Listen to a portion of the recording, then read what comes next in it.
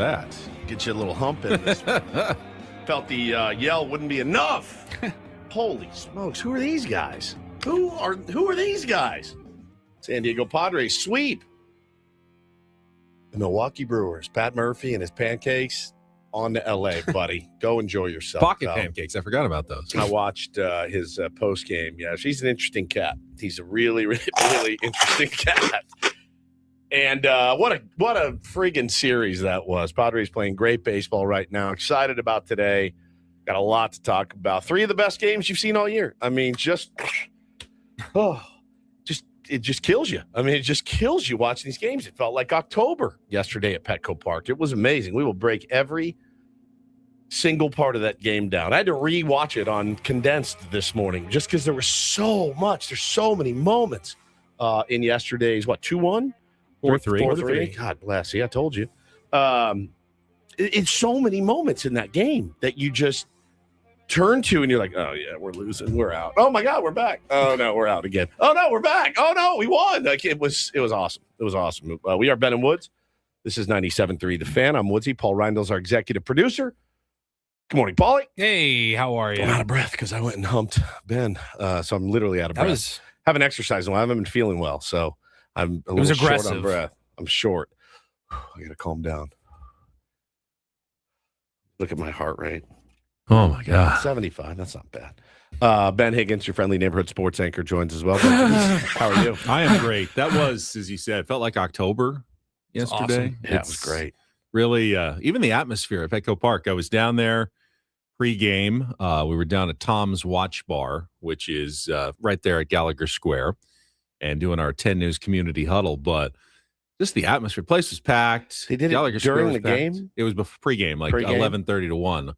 We were there, and just seeing everybody going in. I mean, it's hard to remember. This is a Wednesday morning in San Diego.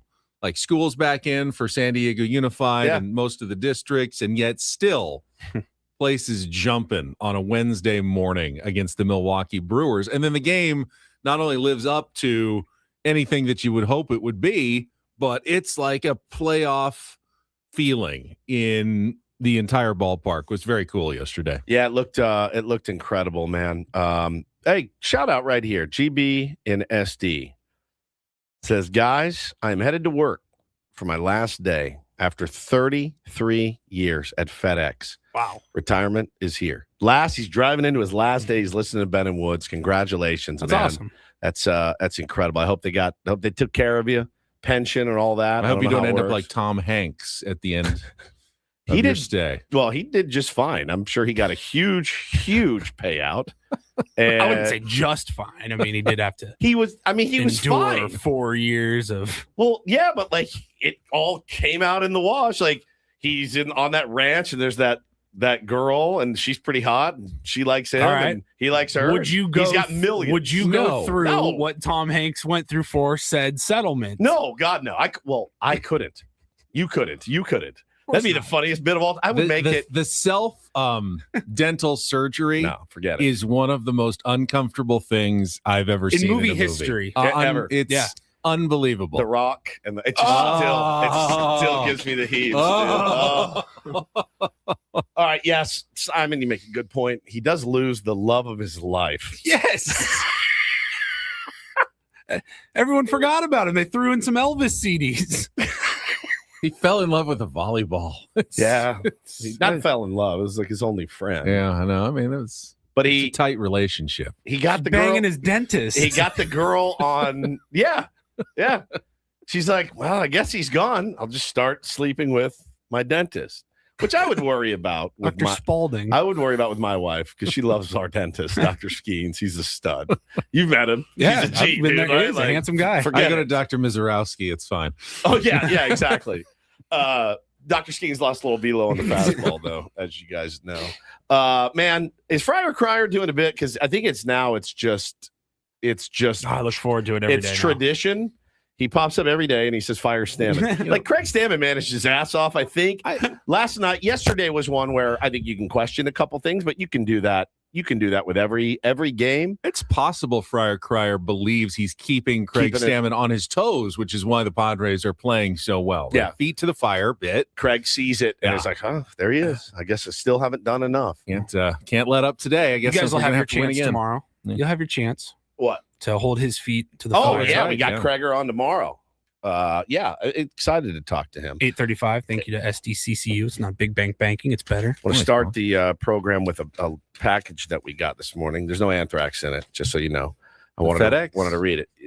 Not FedEx. All right, just check. I think it came U.S. mail. Here we go. A little music, Paulie, if you would. Maybe something mellow. Elevator music. That doesn't work. Something like mellow. It certainly was not That's mellow. not well. Yeah, something. No, that's fine. Still doesn't work. But I want maybe something patriotic. You have something patriotic from a soldier. Yeah. Let me just pull up my patriotic folder. Patriotic. Oh, we got time.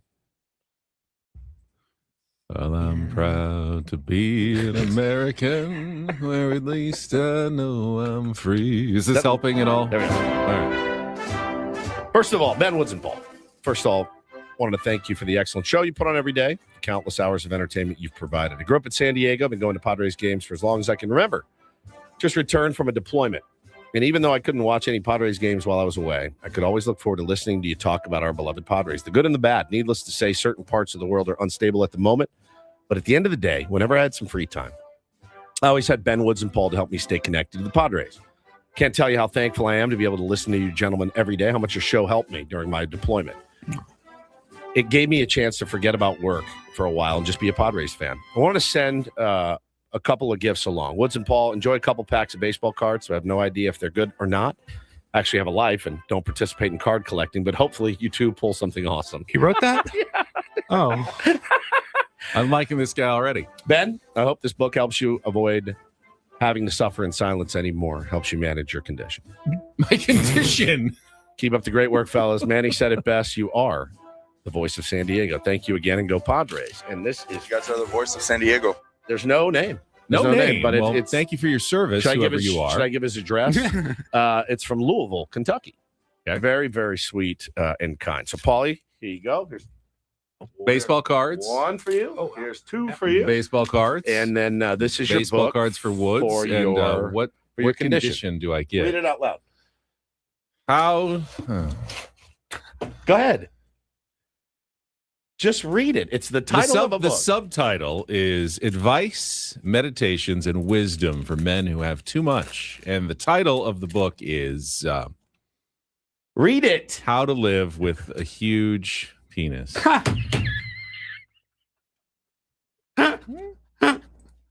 I will treasure this. Treasure this.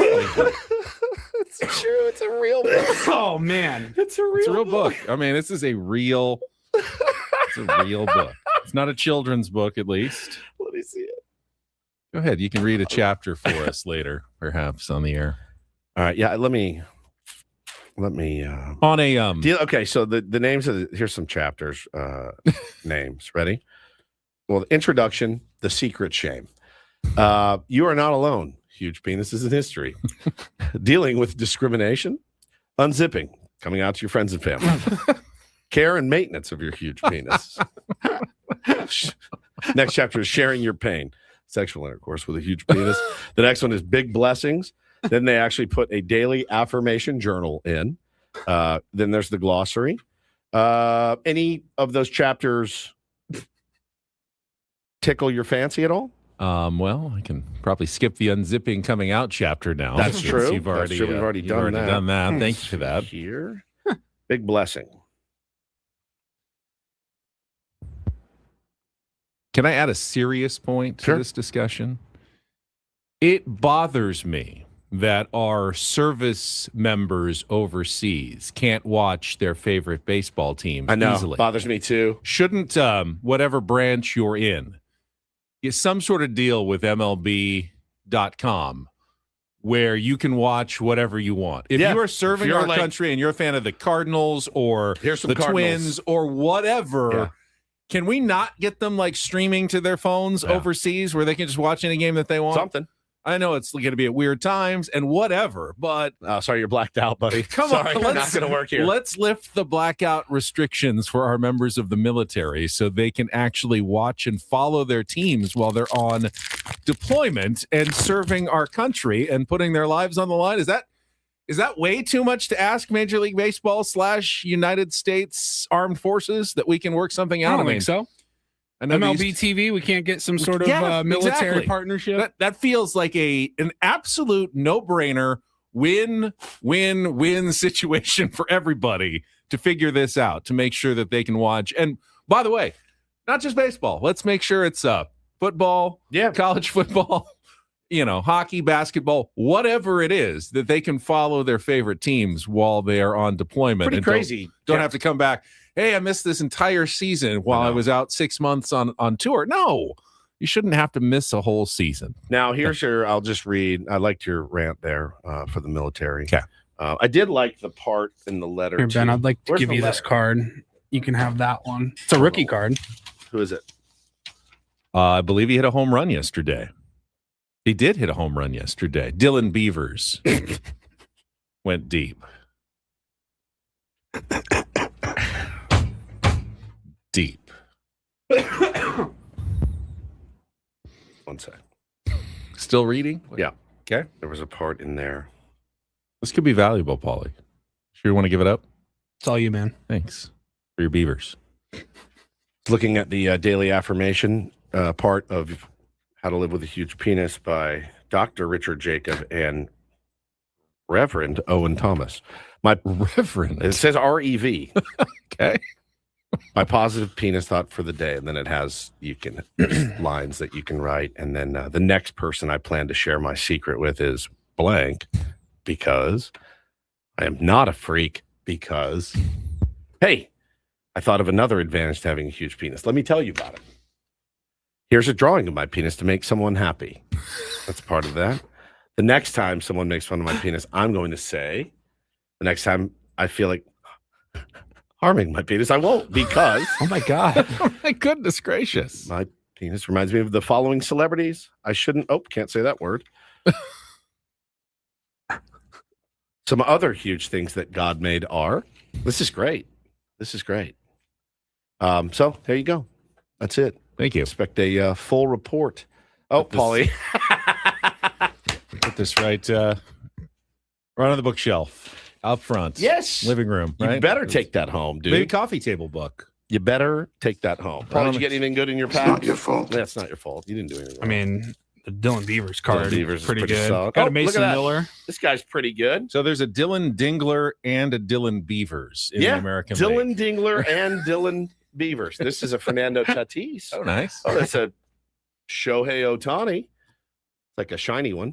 What do you call those, refractors? I got like 3 Roman Anthony shiny ones. Okay, nothing major there. But thank you, whoever you are, in Louisville, Kentucky.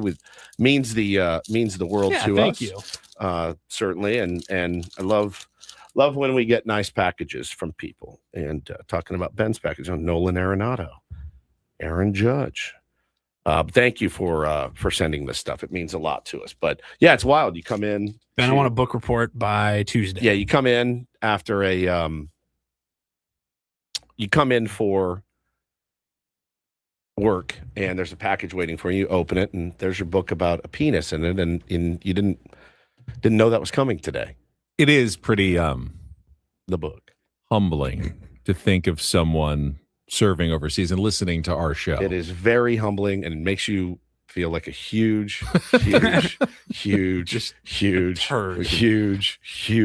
That part is implied, obviously. That is tough. Sitting here in our comfortable Odyssey studios. We're like, I'm tired. Yeah. It's 83 degrees I out know. today. Just whining yesterday. It's kind of humid here. Yeah. I had some traffic. It is perspective. It's all perspective. Yeah, and listen, the thing I love the most about this show is that the Padres just swept the best team in baseball, but we're talking about Ben's wiener. Yeah, and listen, Sorry. Oh, what was that? Just a little hiccup. Why does that do that? Don't worry about it. Okay. Continue. Are you recording something? Yeah, I'm always recording. All right. Just went out over the air for a second. So anyway, they sweep the Brewers, and we're talking about your wiener, man. Right. This segment is foreplay. That's right. That's right. To thank you for that gift. It was very kind.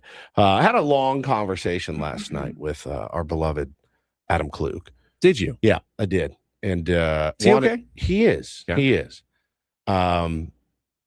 I called him, and I feel like he's a little bit under the not under the weather. It's not the right word for it. I feel like he's a little bit stressed out. Under strain. He's under strain, yeah.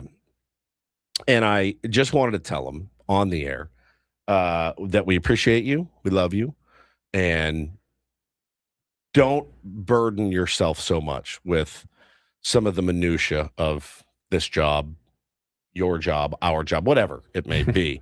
Like, he was upset. He made a mistake, and what did he do? I don't know how to bring it up, but okay. he made a mistake that everybody would make. Okay. And I sent it to him, and I said, "Hey, what is this?" And he kind of took it the wrong way to think I was making fun of him. Why would he ever think that? The boy that cried wolf. So out of context and character. Right. It's so out of character.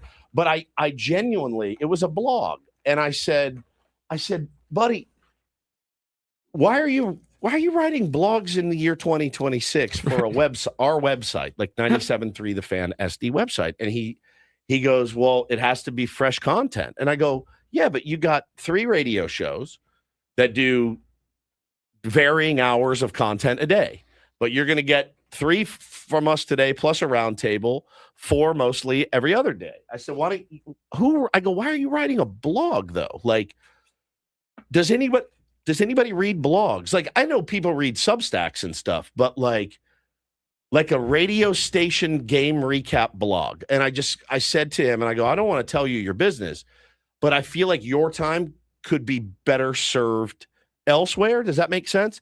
Like, getting in the weeds about things that aren't super important, he just feels like he has to take on everything on his own. And I've felt that before. You know, we've all felt that in our lives at some point. And I just want to let him know. And it always boils down to Klug is, I just want to win. I want to win. I want to win. I want to win.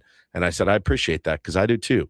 And I know I bust his chops, but he really is a good dude. Yeah, I think like Jay-Z says, I'll blog for you for free. Maybe we outsource it to tier 1. That's the thing, is like each day a different tier 1 can write something up about the game or any observations on the Padres, and we can add fresh content to the website. You could literally basically $5 a day and they would do it. You know what I mean? Like, for him, I go, we have the conversation in here a lot. And I think every business has the conversation a lot about, like, hey, keep your eye on the money. Mm-hmm. Your eye on the money, what's important. And for him, if he's getting so stressed out about having to write a recap or a blog every day, I go, you're above that. You're above, delegate it. Delegate it to me. I don't want to do it, but I'll do it. That's your job, to delegate. And he's thinking, my recaps, effing right. My recaps would be hysterical. Oh, Padres win. We'll talk about it tomorrow, 6 a.m. on Ben and Woods. Like, in what scenario does Adam ever ask Woods, hey, can you write a daily recap of the game each night? No. What, we're talking about 10 p.m. on, a lot of home nights here. And he thinks like you wouldn't flip out at asking that?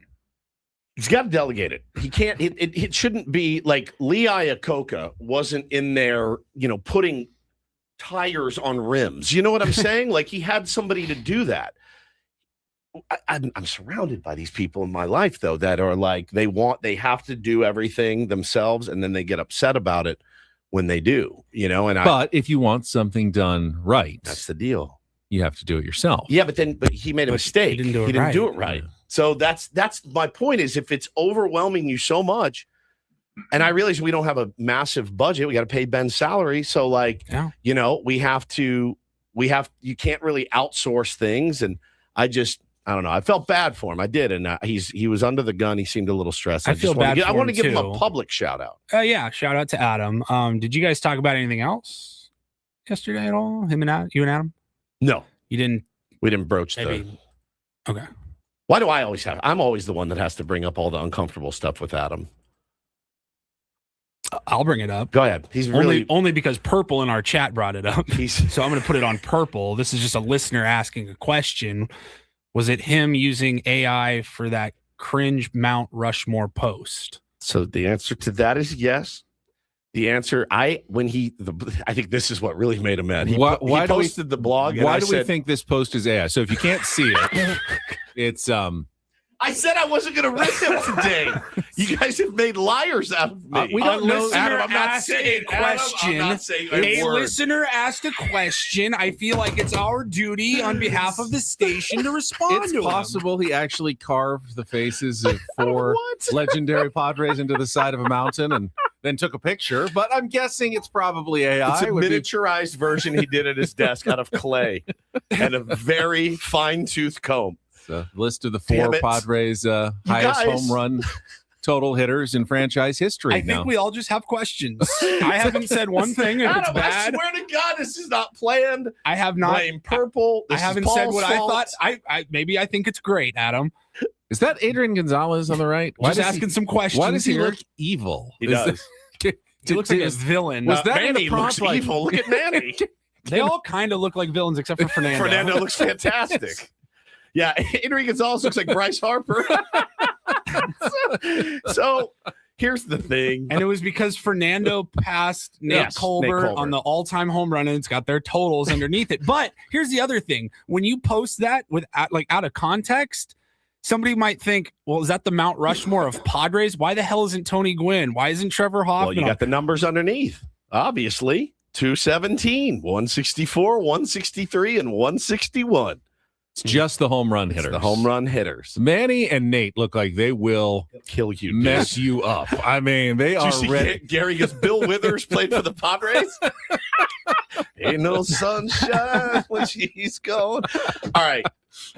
So it's such a hot button topic, AI in general, and you see it, man. I'll be honest. If I'm going to call Klug, I got to call out radio stations across the street. I think that they are 1,000% signed up to some weird AI tweet bot thing that just sends out literal nonsense. Like literal nonsense. There's no way some of the tweets I saw yesterday. Like gibberish or like actual words that just don't make sense. All right, I'll just read you one, okay? This is one 10 hours ago. An ice cream man would make a killing with the 40-plus crowd if they drove around this time of night. Also, sell cheesecake and ibuprofen. Here's another one. Snorks greater than Smurfs. It's been months since there's been any sports to talk about. That's why we've been so quiet. But today, that all changes. Our boss is back. It's AI slop garbage that I think too many radio stations are leaning on these days. And we're no different, apparently. So it is a hot button topic. Now, if you wanted to post something, we don't have a graphic design department. We don't have, we really don't. I don't know how you would execute your vision. When it came out, it was really we didn't know. We didn't know how detrimental it could be. 100%. So we had no idea. We were like, this is great. This is hilarious. AI picture do you still have the AI picture up Probably, on your profile? On your Twitter feed? We did AI songs. We're like, this is insane. This is great. You put in something funny and it spits out this song. It's crazy. And it was nuts. It got weird after that. You still have AI is your profile picture. You're just a pig. Look at you. AI slop. Disgusting. But there are situations where anybody at our station may want to clip a segment and you want to post it on YouTube. They have these easy ways that'll Canva or YouTube itself can generate a thumbnail. And that's not AI? No, it's AI. Oh, it is AI. Because you put in you're make a thumbnail for this segment, and it's able to listen to the 10-minute segment, decide what it's about, and then make a AI, should the Padres trade so-and-so kind of a headline. Sometimes they look fine. You can tell they're AI, but they look fine. I think that's what happened with Barrett Sports Media, and I think they sourced it out to AI. That was 100% an AI photo. Is this the end for Ben and Woods? That's weird. That at least requires some proofreading. But when it's Ben and Woods discuss Jason Adams' return, and it's an AI generated thumbnail, but it's pretty much just Jason Adam on a mound or something. I'm like, I don't know. I don't totally see the harm in that. Fair. But when you're posting like genuinely fresh content, like fresh new on your like that's on your content. wall or on your feed, like the Mount Rushmore, that looks kind of weird. Yeah, it's just this is the day and age we're in. And I think, with Adam, he's like, oh, I have an idea. I'm going to post it. He loves to post and important that he posts, but I don't know. I was bummed for him last night. Thinking, and we use some AI tools at work as well, but always with really like guardrails in terms of you got to go through multiple humans. But if it can help you with some of the minutia of your job, and give you more time to concentrate on important things, great. If you're just coming up with AI stuff to try to go like viral, like, oh, I'll throw all this stuff out there and maybe one of those posts will go viral, that's not the way you should be using AI. If it can help you, like I've already written a script for Channel 10, like an entire story, and I can put that script into AI and it'll just change the format around for the web, like to quote, with quotes and everything. Does it work though? It does actually. I have to proofread it, but it works pretty well. I always go through it completely, make some changes again, but it does help me. It saves me like 15 minutes a day that I had been spending retyping everything and changing the format, and it can just do it for me and speed up the process. I think that's a really great use of AI. I'm surprised I haven't used it more. As like, I think I typed in something once and was like, hey, can you give me the blah, blah, blah, the number of home runs? But it was garbage. I mean, it was completely, the numbers were off. It was wrong. It didn't work. And I think it can make you look like a bigger buffoon. But as far as like the graphics and stuff go, yeah, man, you'd like to stay away from that stuff, I think, these days. I think it chews up a lot of energy. And but I felt bad for him, man. I did. And I also just don't know where we draw the line on like what's AI and what's computers just being computers. Like it's for clearly years, you need to draw everything by hand. Right. Because like for years I was able to like film something with my phone, and I had a video editing software, which guess what? That was AI, even though we didn't call it AI. And you could like press a button and it would put a filter. It would like change the whole video.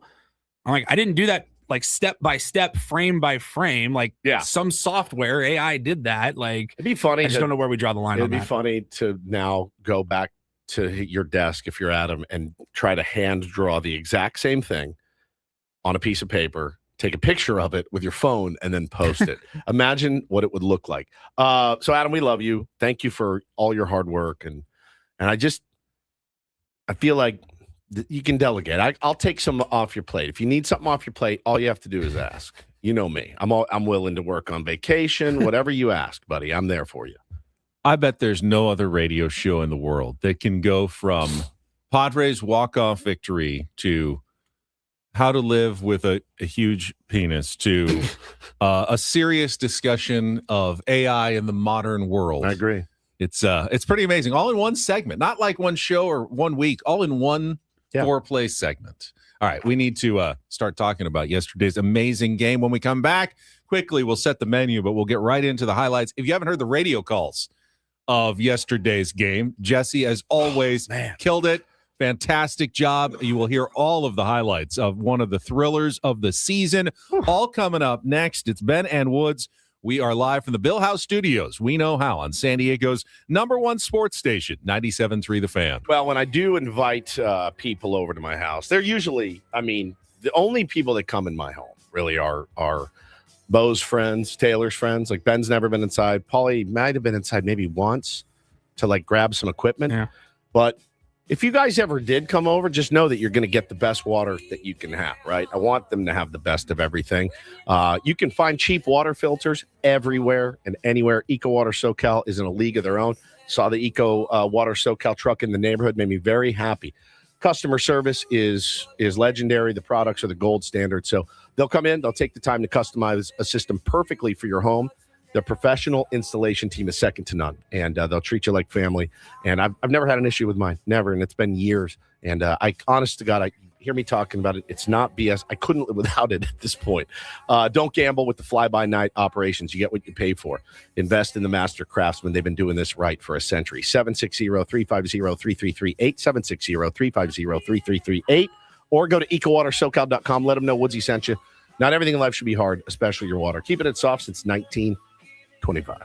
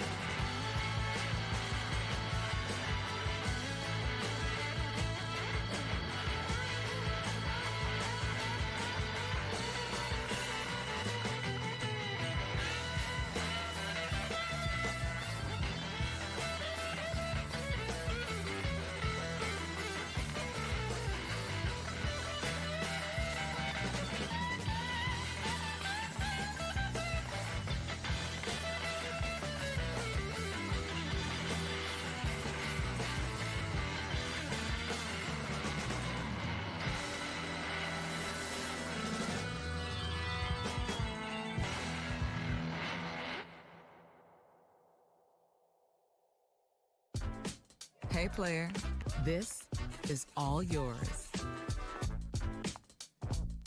This room with this view. This speakeasy with this cocktail. Hey, could you make that too? The spa with this. Ah. And this pool on this roof. This is all for you. The all-new Hamul Casino Resort, now open.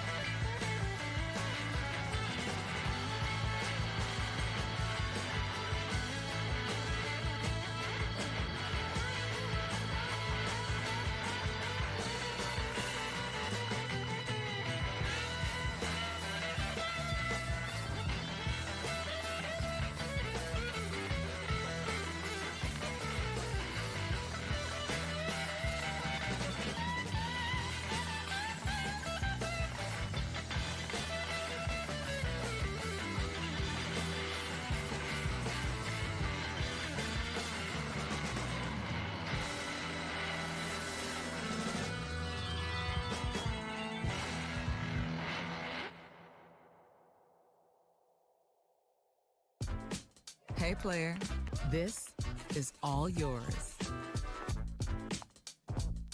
This. The day has come where we have to give our flowers to our co-host Benjamin Higgins, not for what we talked about in the open, for his very brave Padres take. I saw somebody tweeted you last night. I think it was Big Salty Dan or something. Salty Big Dan. I think, what was it? He said, Ben, what was his name? Big Dan, Salty Vegas. Big Dan, Salty Vegas. Read the tweet. He said, I never tag Ben Higgins SD because he usually never responds. But dude was right a couple weeks back. He was holding firm on not selling prior to the All-Star break so these guys can turn it around. He did. I mocked him mercilessly. I said, on what planet? I think that was exactly what I said. On what planet do you look at this team and think to yourself, I think they'll turn it around? And son of a bitch, if you weren't as right as the mail, my friend, congratulations. Take your victory lap, sir. Appreciate that. Nobody better. Best. I said in Hawaii, I remember exactly where I was sitting. I said, if the trade deadline comes and goes and they do nothing, if they just hold, I will understand. But I said, if I think they should probably get rid of some assets. What did I say? I said sell high for once. Sell high for once, and they didn't. And I'm glad they didn't. And I will eat my words. The weird part is they bought, but what they bought hasn't been all that effective. Yeah. It's been the rest of the guys who are already here that have done the lion's share of the work in this run that has taken them not only back into playoff contention, but now into the second wild card spot. Come on, dude. After the Diamondbacks and Phillies both lost yesterday, the Padres are alone in second in wild card position in the National League. Now, it's still a long way to go, but we thought it might take them all season to. They're 5.5 games out of a playoff spot on. It was like July 20th or right around there.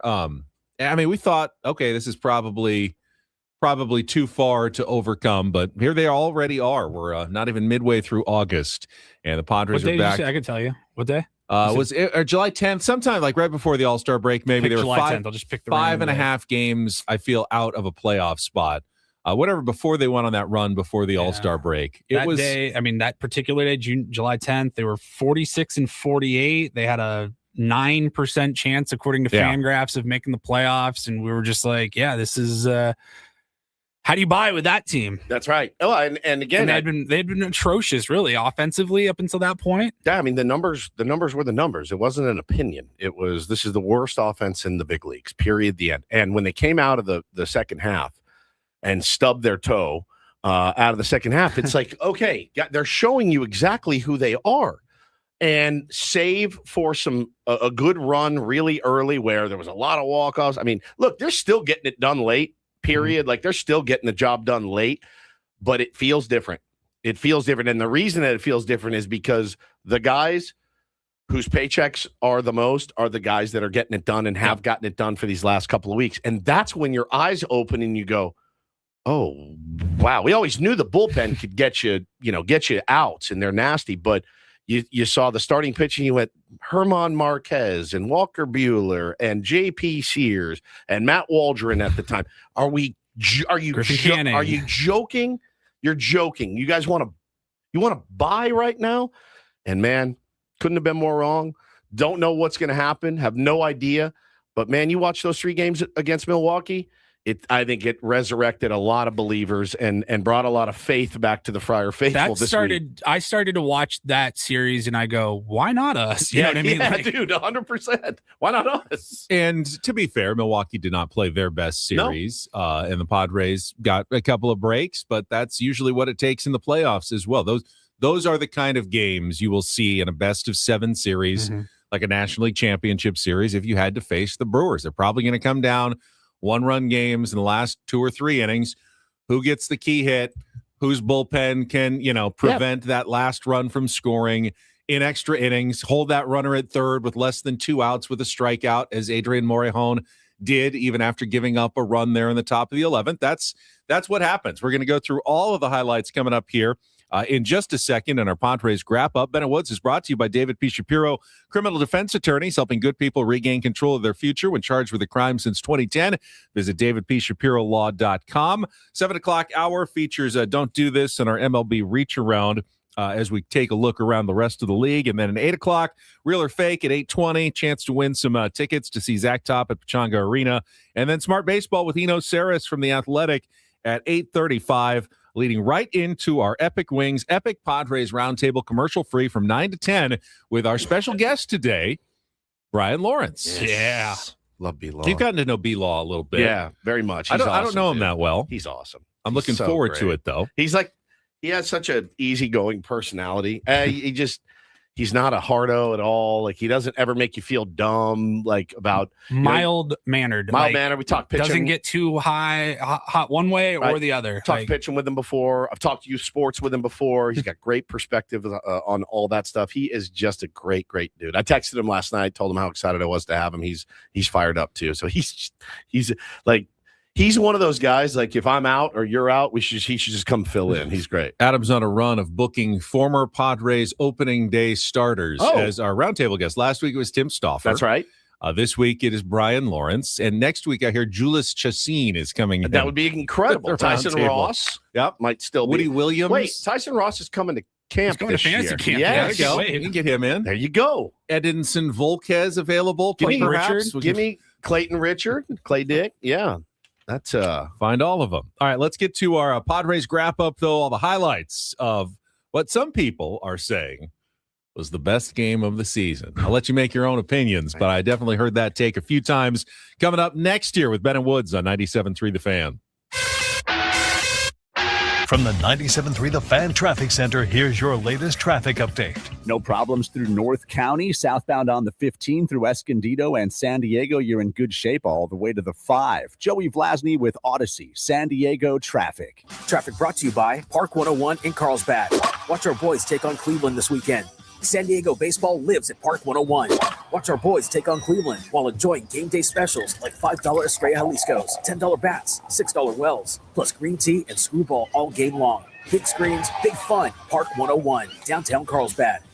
I love winning, man. I love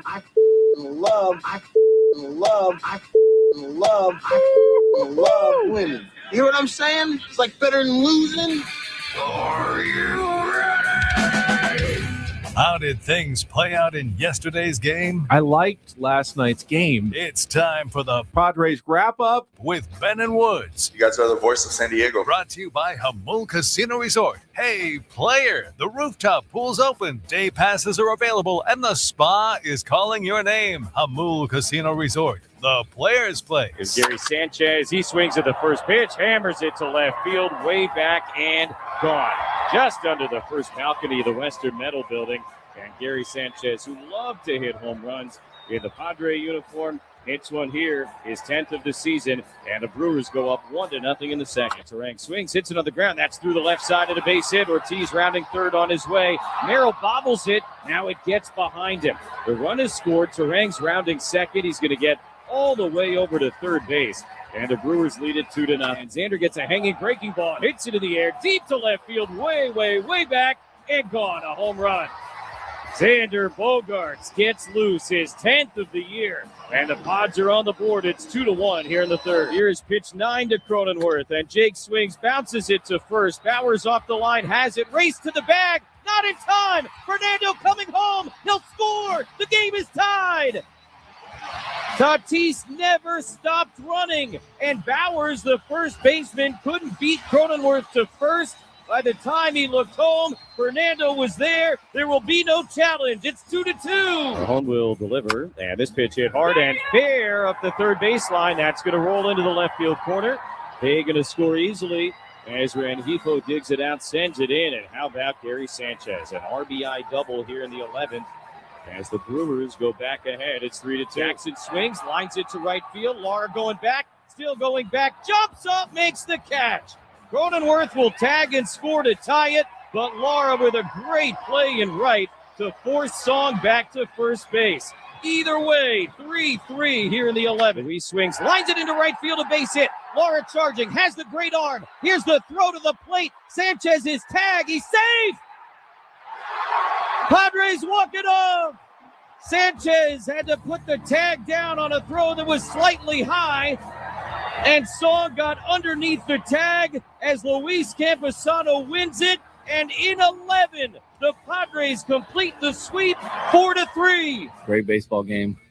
Exhausting, from my perspective, a little brain buster, but those are the games you live for. That's why we signed up for, and that's what makes playing this game so amazing, especially when you come out on the good end of it. But our guys dug deep, bullpen dug deep. The guys in the lineup found a way to figure it out to score some runs, and we walked them off. I know you're one day at a time, but this is the end of a stretch with, I think, 26 and 27, and it went like 4.5 hours, and you can finally exhale ahead of tomorrow's off day. Yeah. What do you make of the way you have navigated that stretch? You added a couple pitchers, obviously, throughout it, but you had to kind of dig deep in the pitching staff. Yeah, comparing it to the 17 games, prior to the All-Star break where we were 17 in a row, we finished both of those time periods playing really good baseball.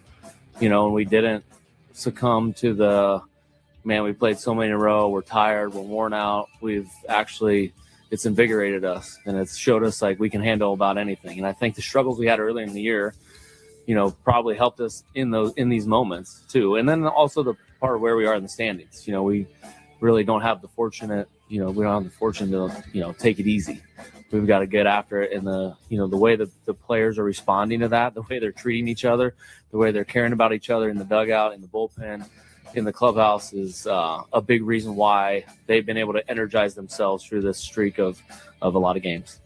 An exhausted but happy Craig Stammen. That game after the Padres sweep the Milwaukee Brewers. That game had to take life off of him yesterday. I mean, and we did a Gold member stream last night, and I was pretty calm. I mean, there is a feeling that you're like, all right, we won this series. But that game yesterday, there were so many, you felt like these guys are actually playing pretty well. They're getting traffic on, and then boom, double play, boom, double play, boom, double play. And that's when it starts to get infuriating. Xander's home run, again, an answer. They answer, I think it was an inning, 2 innings later, but still, you answer, you get on the board and say, we're not dead. We're not going to get chewed up by Dustin May, even though he pitched really, really well yesterday for Pat Murphy and the Brewers, Ben. But the thing that Craig said about how these guys are treating each other, that hasn't really changed. And I think that's something we've noticed all year. This team's always been together. Like, they've always been a together team, rooting for each other, pulling for each other. And it's been that way for even, under Schulte too. And it's just kind of the way that it is. You can kind of feel a little bit of a shift here in San Diego. And I think, those guys, and it makes everybody's life and his job so much easier when the big guys are big guys. I think as baseball fans, and you are particularly guilty of this, Me? Woods. Yeah. Yes. We get outsized mad about grounding into double plays because they are really frustrating. Yeah. But in a sense, it shows you're actually closer to success. It means you've gotten runners on, you are making contact and putting the ball in play. And sometimes it also means you're hitting it hard. It's just right at someone. You've done most of the things right that you need to do right to be successful. Conversely, had they just struck out in all those at-bats, they would have had another chance, often with runners in scoring position, and probably would have come through. But you can't say, good team strikes out there. They don't ground into a double play. No, they make contact, and they hope it finds a hole. You preach. It does. So a double play is not something you should be killing your team over. It means they're doing most of the things right that you want to see them do right, and the results just aren't what you're hoping them to be. Granted, but not all double plays are created equal. You can go 0-1 pitch, ass out, and hit to a double play. You can have a really bad swing decision on a 2-1 pitch. But these guys are good. They're not going to throw you a 2-1 heater down the middle for you to do damage with. But you can have a bad swing decision, roll one over. It happens. I mean, guy throws 7 straight balls and you hack at the first pitch. You could square it up even. But if you ground, it's like, dude, what do we do? We're trying to get something going here. I know. It's just tough. It's why they call it the pitcher's best friend. And we can ask Brian Lawrence about it. Any better feeling at all when you don't have your best stuff and some guy swings at your pitch and rolls in, hits a 3-hopper to the shortstop. You're thinking about who's on deck. It's the best feeling in the world. It's almost better than squaring up a ball into the gap. It's like, oh my God, I just got out of this and I'm terrible.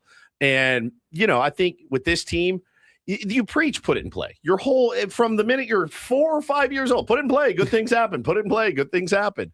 And not always, they don't, but it should always be the mentality of trying to put the ball in play. Robbie Ray's performance, I mean, not terrible, not great. Gave up the home run to Gary Sanchez in the second inning after he retired the first 5. I'm going, okay, Robbie Ray's got it today. And then boom, behind 1-0. The run in the third inning, that's because you walked the lead guy. And then it was just ground ball. But guy gets around and scores. So now you're down 2-0.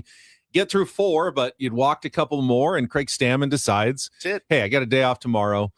Our bullpen really didn't need to do anything on Tuesday. So let's be aggressive. Let's bring in Bradgley. Now, he didn't know they were going to be playing a 3-hour, 45-minute, 11-inning game when he decided to take his starter out after 4 innings. But you're always taking that risk.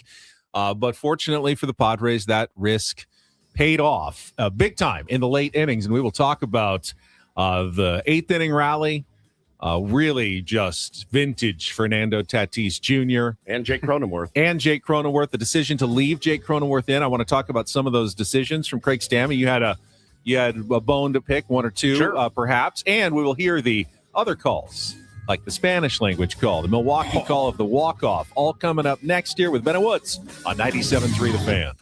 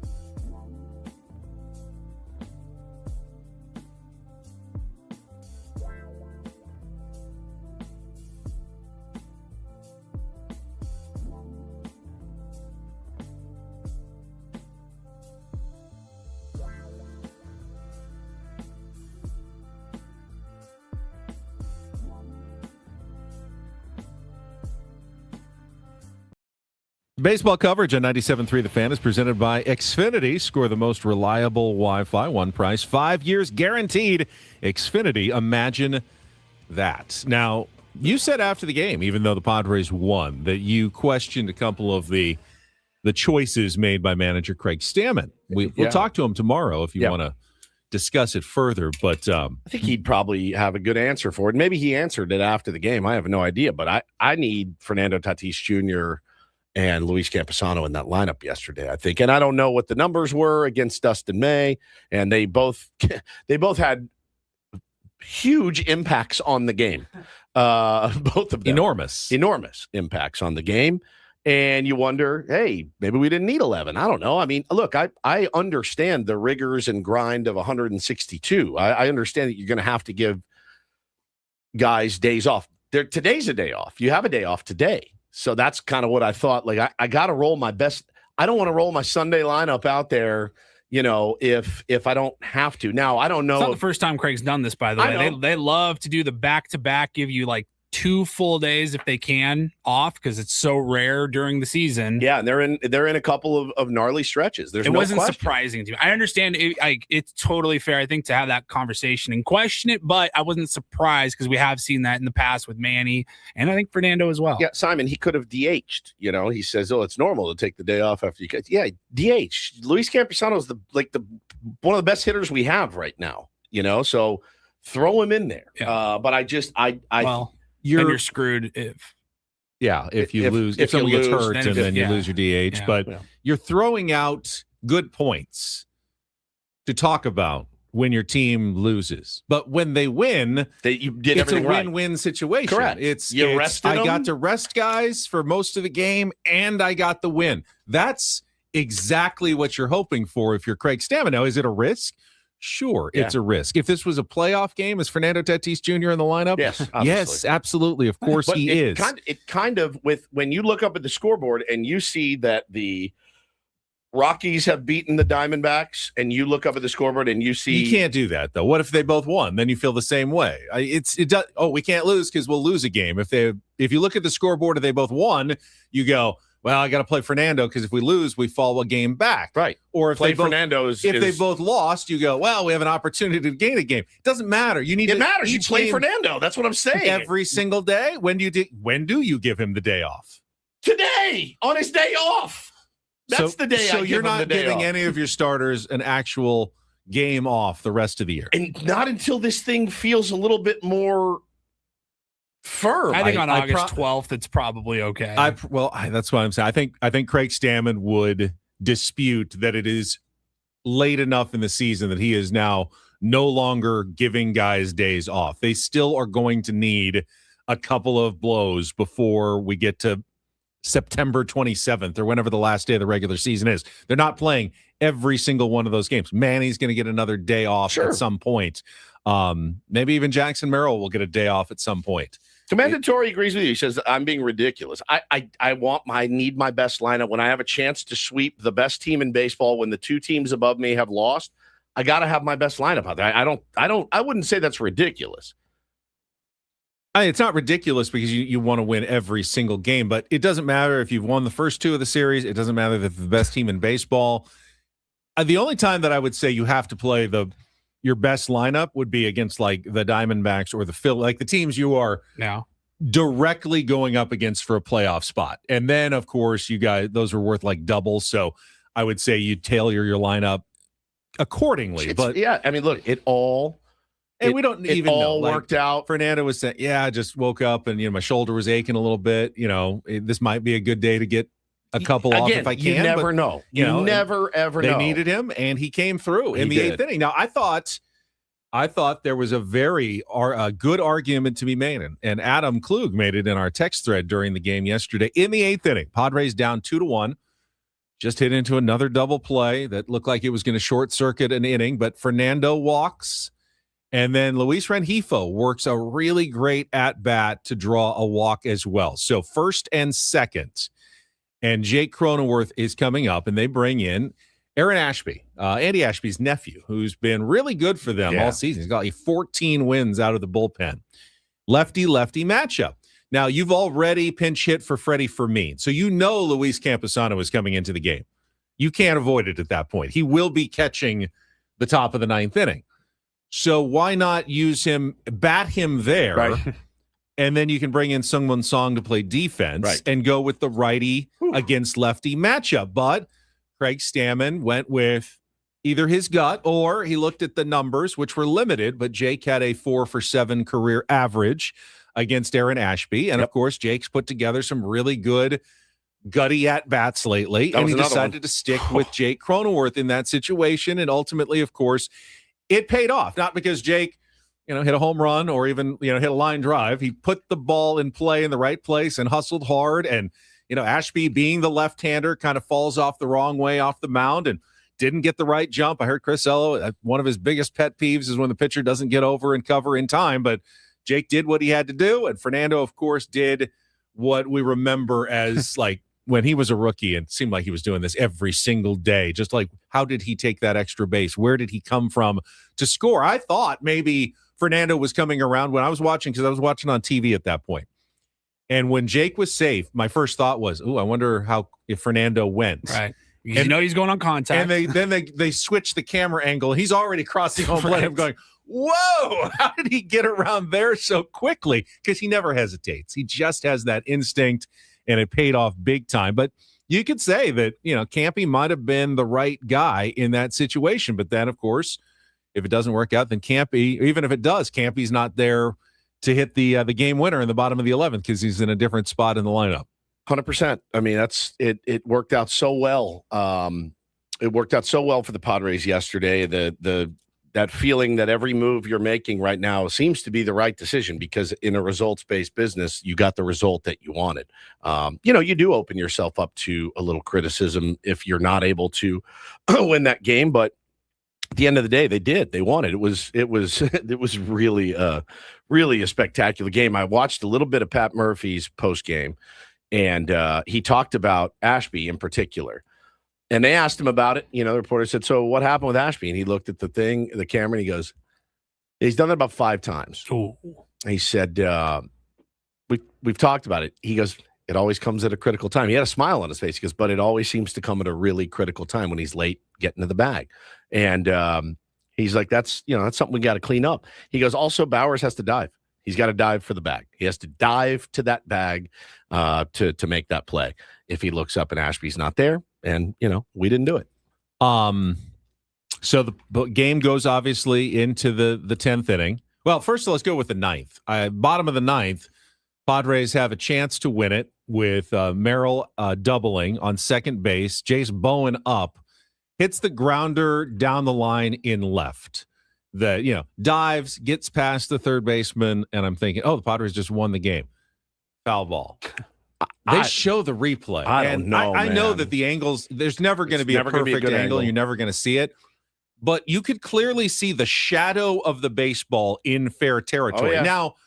Now the sun is a little bit, it's over the, down the left field line at Petco Park. So the shadow is going to be angled toward the field a little bit. But the ball was only like 2 inches off the ground. And the shadow past third base was in like completely in fair territory when he called it foul. I'm going, unless that sun is basically sunset and going like all the way over there, how is that ball foul? So I'm like, first of all, I'm mad. I thought that was a fair ball.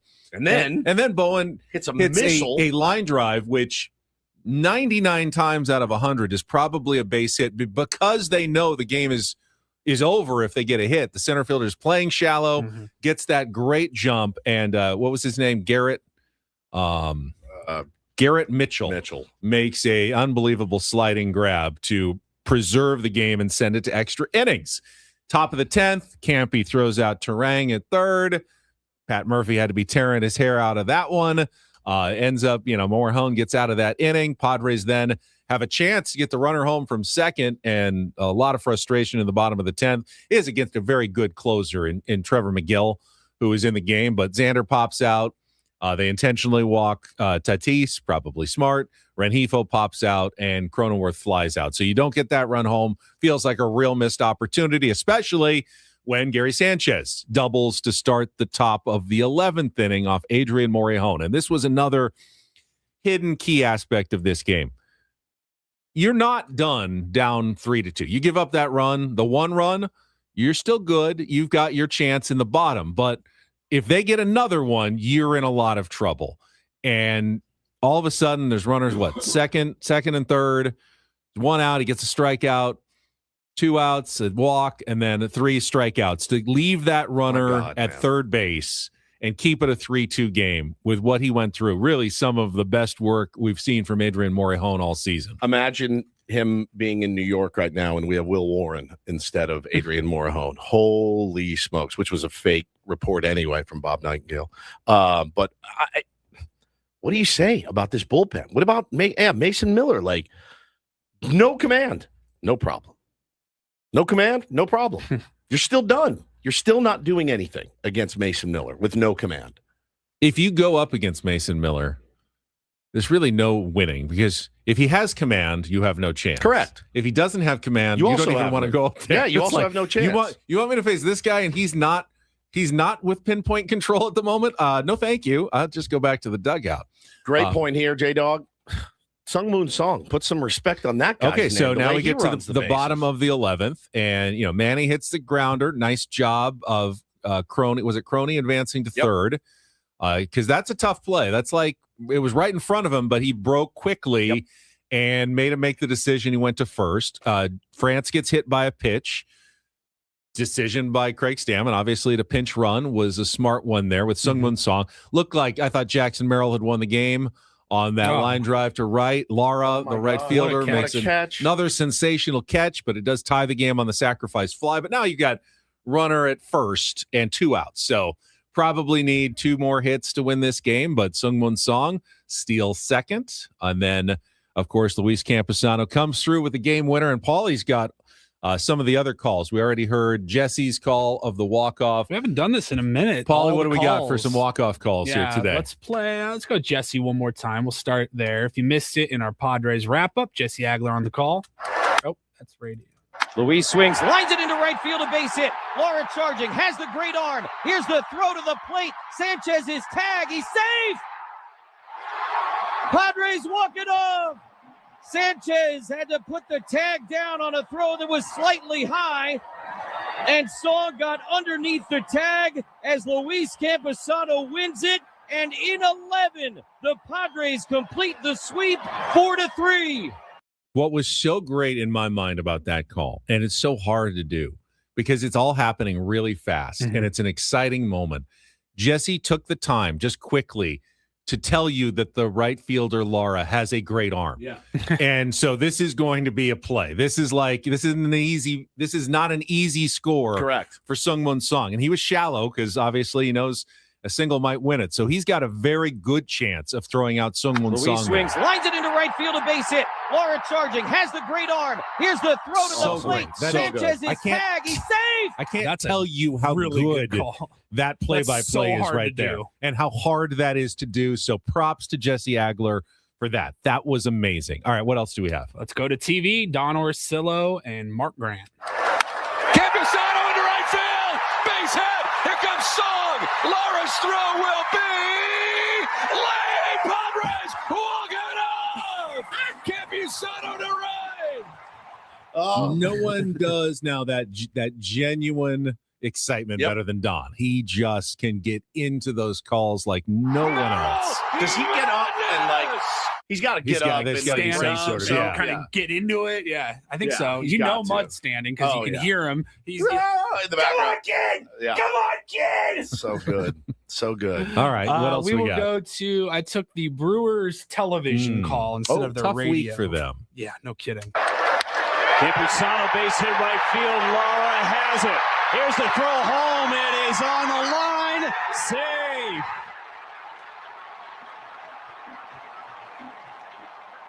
That's it. No, that's it. Just a fade, silent fade out. Fade to black. That is it. And they're like, now we got to take a bus up to Los Angeles. Yeah, and face play the This Dodgers. is not a fun road trip right now for the Milwaukee Brewers. That's how my brain works too. Watching that game in extras, I'm sitting there like Jackson Merrill's at the plate. I'm like, come on, kid. Happy flight to Cleveland. Happy flight to Cleveland. Yeah, Even though man. you won a series, you're probably going to be okay. Vibes will be fine anyways, but boy, that makes that flight even more sweet. And then finally, we will wrap it up with Padres Spanish radio call. Eduardo Ortega on the mic. The ghost, man. Turn Holy your speakers cow. down just a little bit. Going to come in a little hot on you. El gana en segunda, empate a 3, 2 out, 2 strikes, lanza Sensate la línea, puede ser el final, la pelota elegida al Ray, lo van a mandar, viene el tiro de Lara, safe and home de cabeza, San Monzón, se acabó el juego, otra película, Padres, ra, walk-off número 9, dejan en el terreno al poderoso Milwaukee. I think Eduardo gets more words in per second than any broadcaster I've ever seen. Yeah. I mean, guy can jam some words in. I don't know all of them, but I understand a few of them. How many walk-offs is that this season for the San Diego Padres? I think he told us in the call. Did he? Se fijó de cabeza, San Monzón, se acabó el juego, otra película, Padres, ra, walk-off número 9. Oh, 9 walk-offs to the San Diego Padres this season. Número 9. It's spectacular. This is a good point here. I'd forgotten about this, and Commendatore brings it because Xander not bunting in the 9th or the 10th. 10th, yeah, not worth a discussion. I had completely forgotten because I was so happy that they won. But I think at that point in the game, that seemed to be a no-brainer for me there. I don't know how many sacrifices. He's not a guy that bunts a ton, but I have seen him do it before. I've seen Craig Stammen call for it in extra innings a few times. Yeah, it begs the question to Craig tomorrow of like, dude, how do you, in my mind, the anti-bunter, it doesn't, I like to avoid bunts early so that you could potentially have a big inning like what happened with Crony the other night. In that scenario, in the 10th, I almost feel like you should do it 100% of the time if the personnel is right and your 8-hole hitter or whatever he was. So here's what would have happened. Tatis still probably would have been intentionally walked. Yep.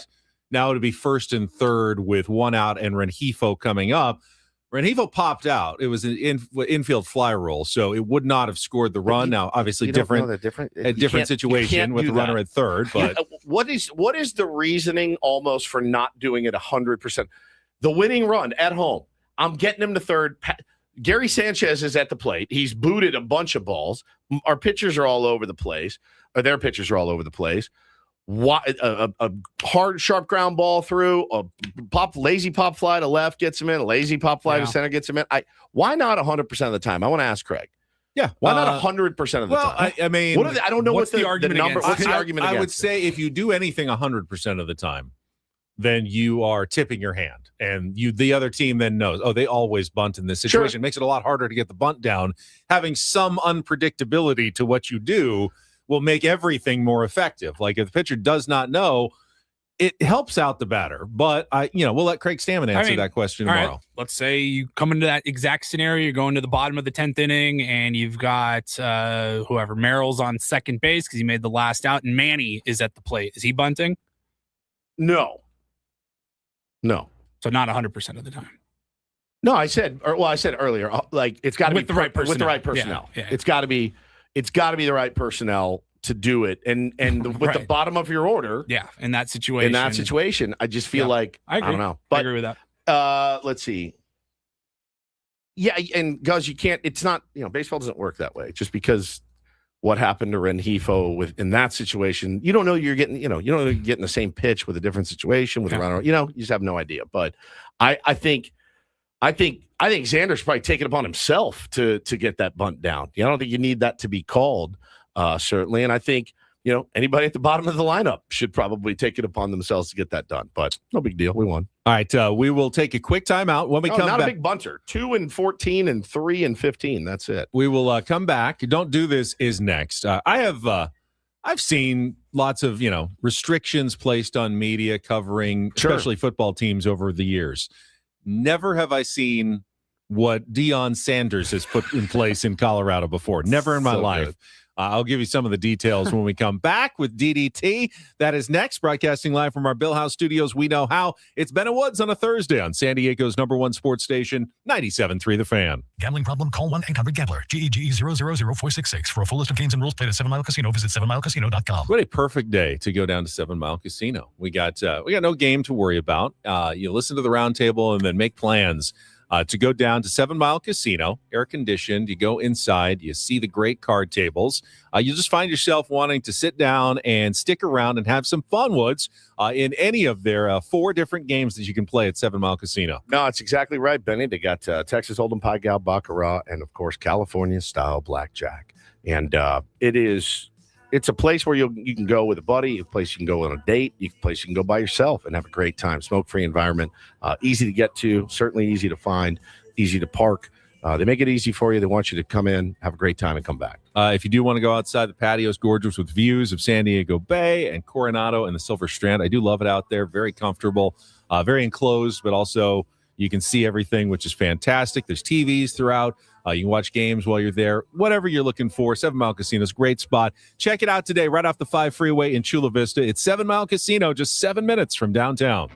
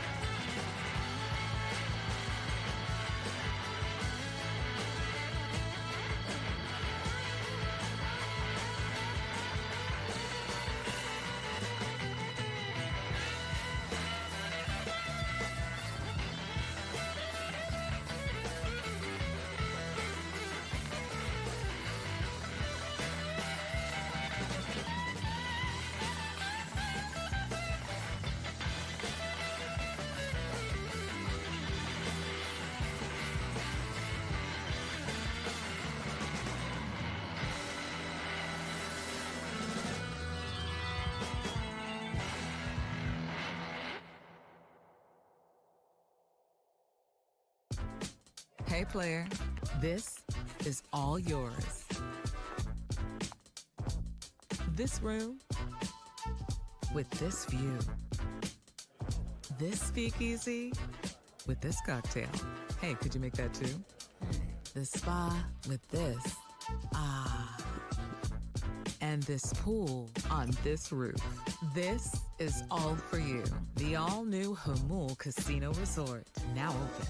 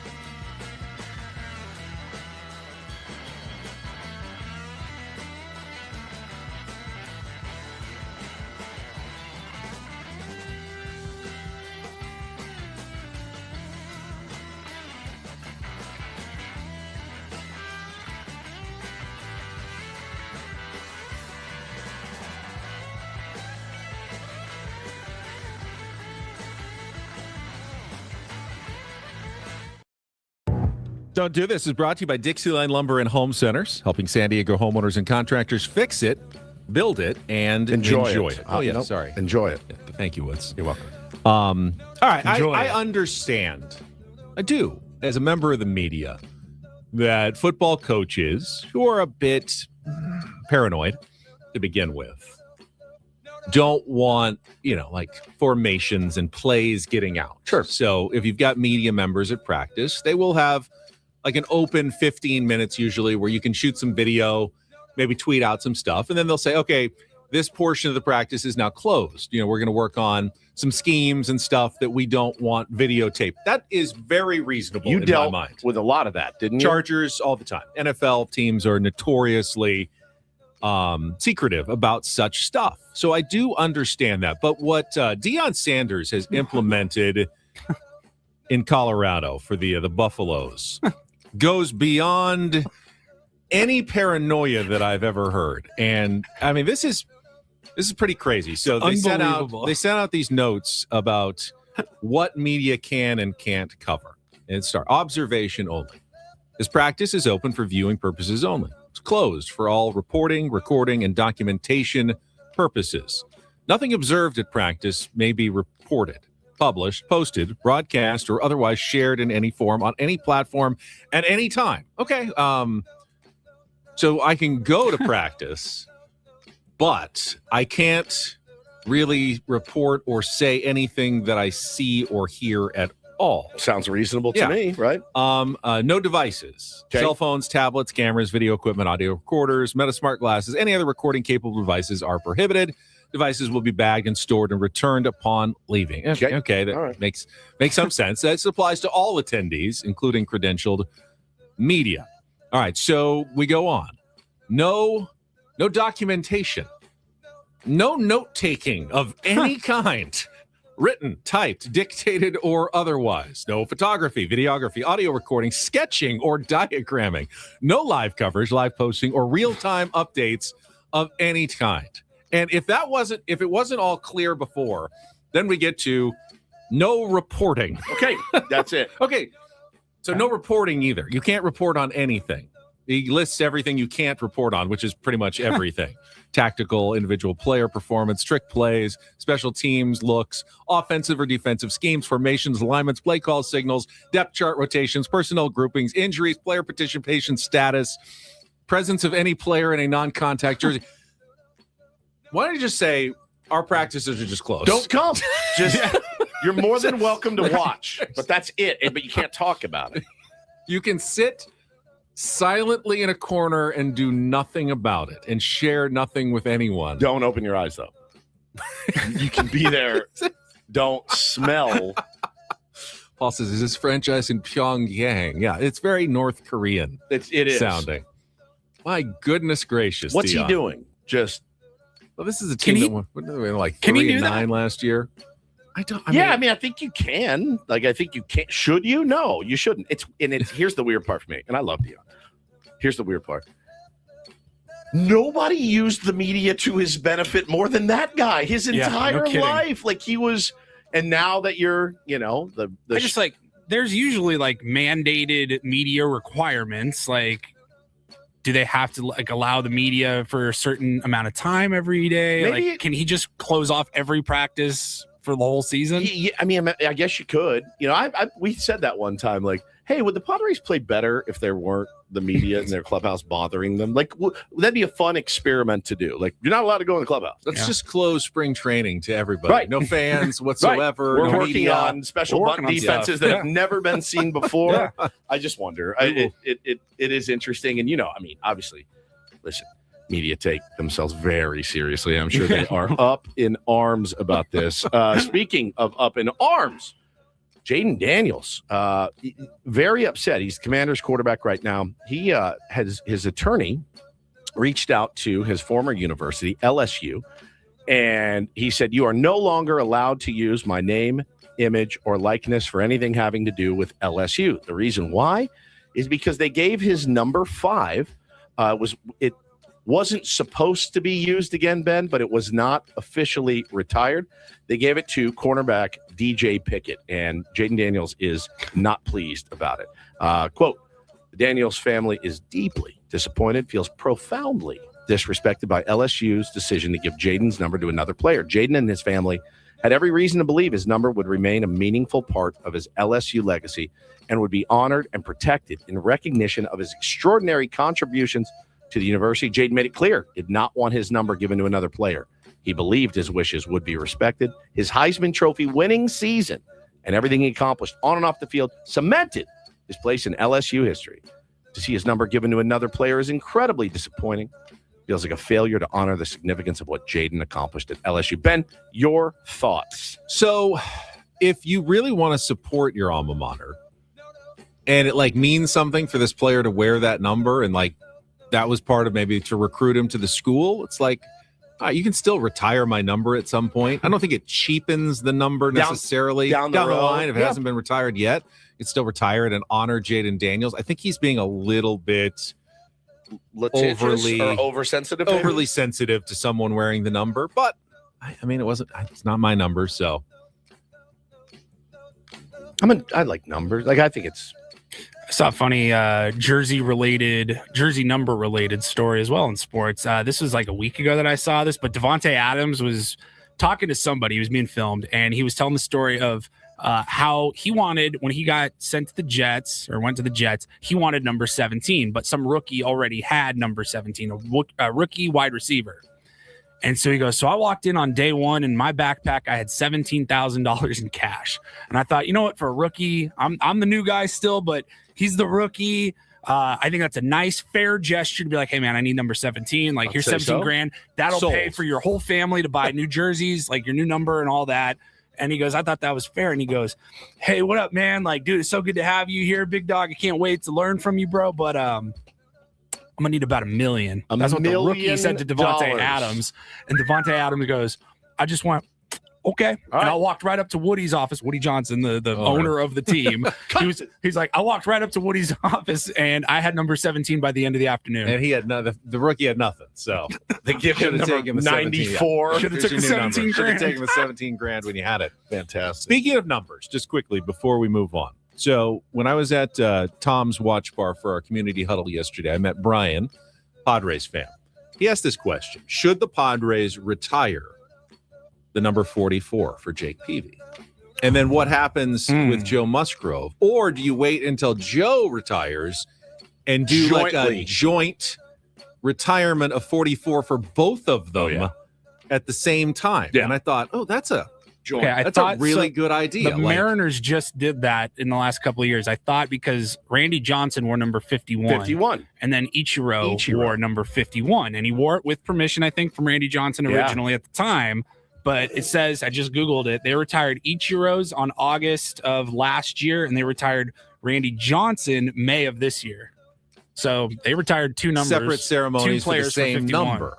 Like, Jake, obviously, Cy Young Award winner and, part of the organization. I do feel like we're probably heading toward a day where Jake's number maybe gets retired with the Padres, but Joe, first no-hitter, Mr. Sandy. I mean, he probably is heading toward the same thing, I would imagine. So it's just interesting, and they both have the same number. Yeah, that is interesting. Do we have a do this? Yes, I do. You do? Yeah, I do. DD Mega Doo-Doo. Is it golf? No, it's a really cool promotion. I'm going to give credit to the Chicago White Sox who killed it yesterday. I guess it was supposed to be whatever their version of a theme game is, but it was so popular they decided to expand it from 2,500 to everybody. They had 38,000 on the South Side yesterday for their Pope hat giveaway. Yeah, he's a big White Sox fan. Yeah, he's, of course, the Pope is a White Sox fan, and they gave away hats that looked like the Pope's mitre, the genius, the tall hat. But not only that, I mean, they leaned into it. Like the beer vendors were walking down the aisles, go, holy water, holy water, get your holy water. The whole shtick. They did the whole shtick. Peace be with you. Uh-huh. In like the fifth inning or something. All the cups, the soda said Chicago Pope on the sides when you got your like refillable sodas and everything. So I know. Sounds kind of like they had a fun day. And on the South Side yesterday. We've talked many times on this show how hats don't fit me the same as they used to. Paulie's really the only one that looks good in hats. You don't look great. You can't find a hat that fits your head. Have you considered that one? A Pope's mitre. Could you imagine?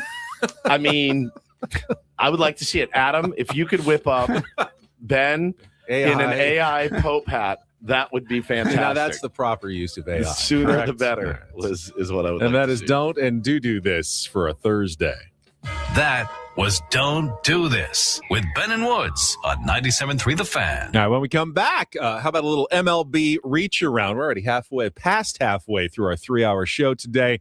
Talk about the help the Padres got and more coming up next year with Ben and Woods on 97.3 The Fan. Went to pick the kids up from school yesterday, and I said, babe, jump in the truck. And it feels so good to say that. Jump up in the truck, the F-150, and that I got from Sedano Ford. They're having the end of summer back to school savings event. It's here right now, your local and veteran-owned Sedano Ford in La Mesa. Drive a brand new 2026 Ford F-150 STX, just $349 a month, or the 2026 Bronco Sport Big Ben, $349 a month. There's a common theme here with this radio commercial. You could get the very spacious 2026 Ford Explorer Active for $349 a month. 3 great Ford vehicles, 1 incredible payment of just $349 a month for each. There's even more. Take advantage of 0.7% APR financing plus no payments for 90 days on select new Ford models.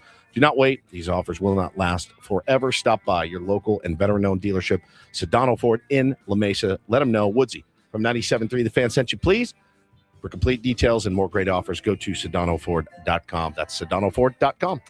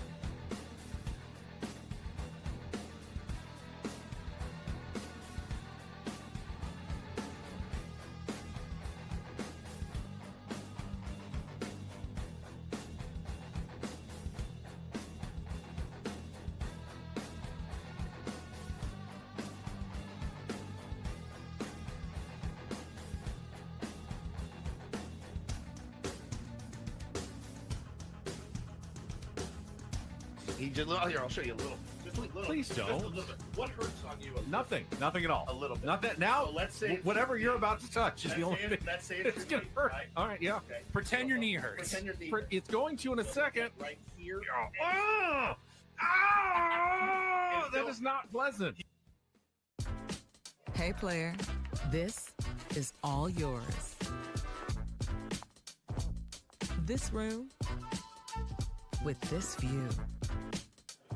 This speakeasy with this cocktail. Hey, could you make that too? The spa with this. Ah. And this pool on this roof. This is all for you.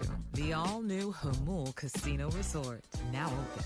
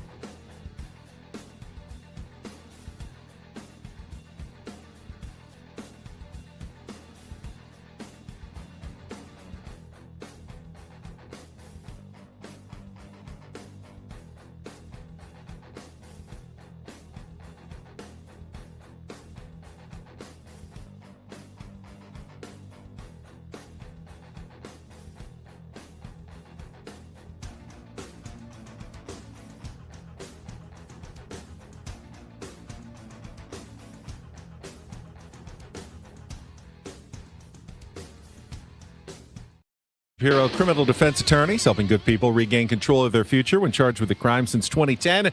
Visit davidpshapirolaw.com. We will have some smart baseball with Eno Saris coming up at 8:35 before our roundtable at 9. All guests on Ben Woods appear on the SDCCU fan hotline. It's not big bank banking. It is better. Padres did make a roster move yesterday, activating David Morgan off the injured list and then optioning him to AAA, which is where he was already rehabbing. I saw in the chat someone asked, why did they not bring him back to the big leagues? I don't think we got an explanation on that. My thinking is that if you bring him back, you will probably have to DFA somebody, and David Morgan still has options. So while he may come back at some point, maybe they're waiting in case there's an injury. I know that no one really thinks that highly of Griffin Canning, but you also don't want to just lose arms, even if they're just mop-up relievers at this point.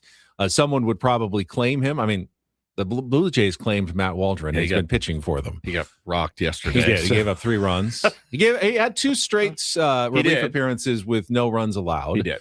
But there are teams that are desperate enough for pitching that you probably lose arms. And I think it's okay to just be like, you know what, we'll take our chances. And thanks for your time here. You do need that mop up, long, especially like a guy who can do multiple innings, which Griffin Canning can do. Sure. Yeah, I mean, in it, like Griffin big Canning or out of it, big. Griffin Canning helped the Padres win yesterday's game. Correct. He didn't pitch in yesterday's game, but because he threw 2 innings the day before and preserved all the other bullpen arms, so they needed to go into the 11th inning yesterday, Griffin Canning helped them win yesterday's game. Yeah, there was a game that Gary Sanchez pitched in that game as well. Like, we could have thrown Jake Cronenworth, and he could have been just as efficient as Griffin Canning. Have we used a position player this year? Remember the game we left early in Chicago? Oh yeah. That was I was like Rodolfo Duran. I was in my bed by that point. That's right. Duran. Yeah. I think he's got a massive ERA. Yeah, I mean, Gary Sanchez was fantastic. But no, yeah, that makes sense. That makes sense. That's my speculation.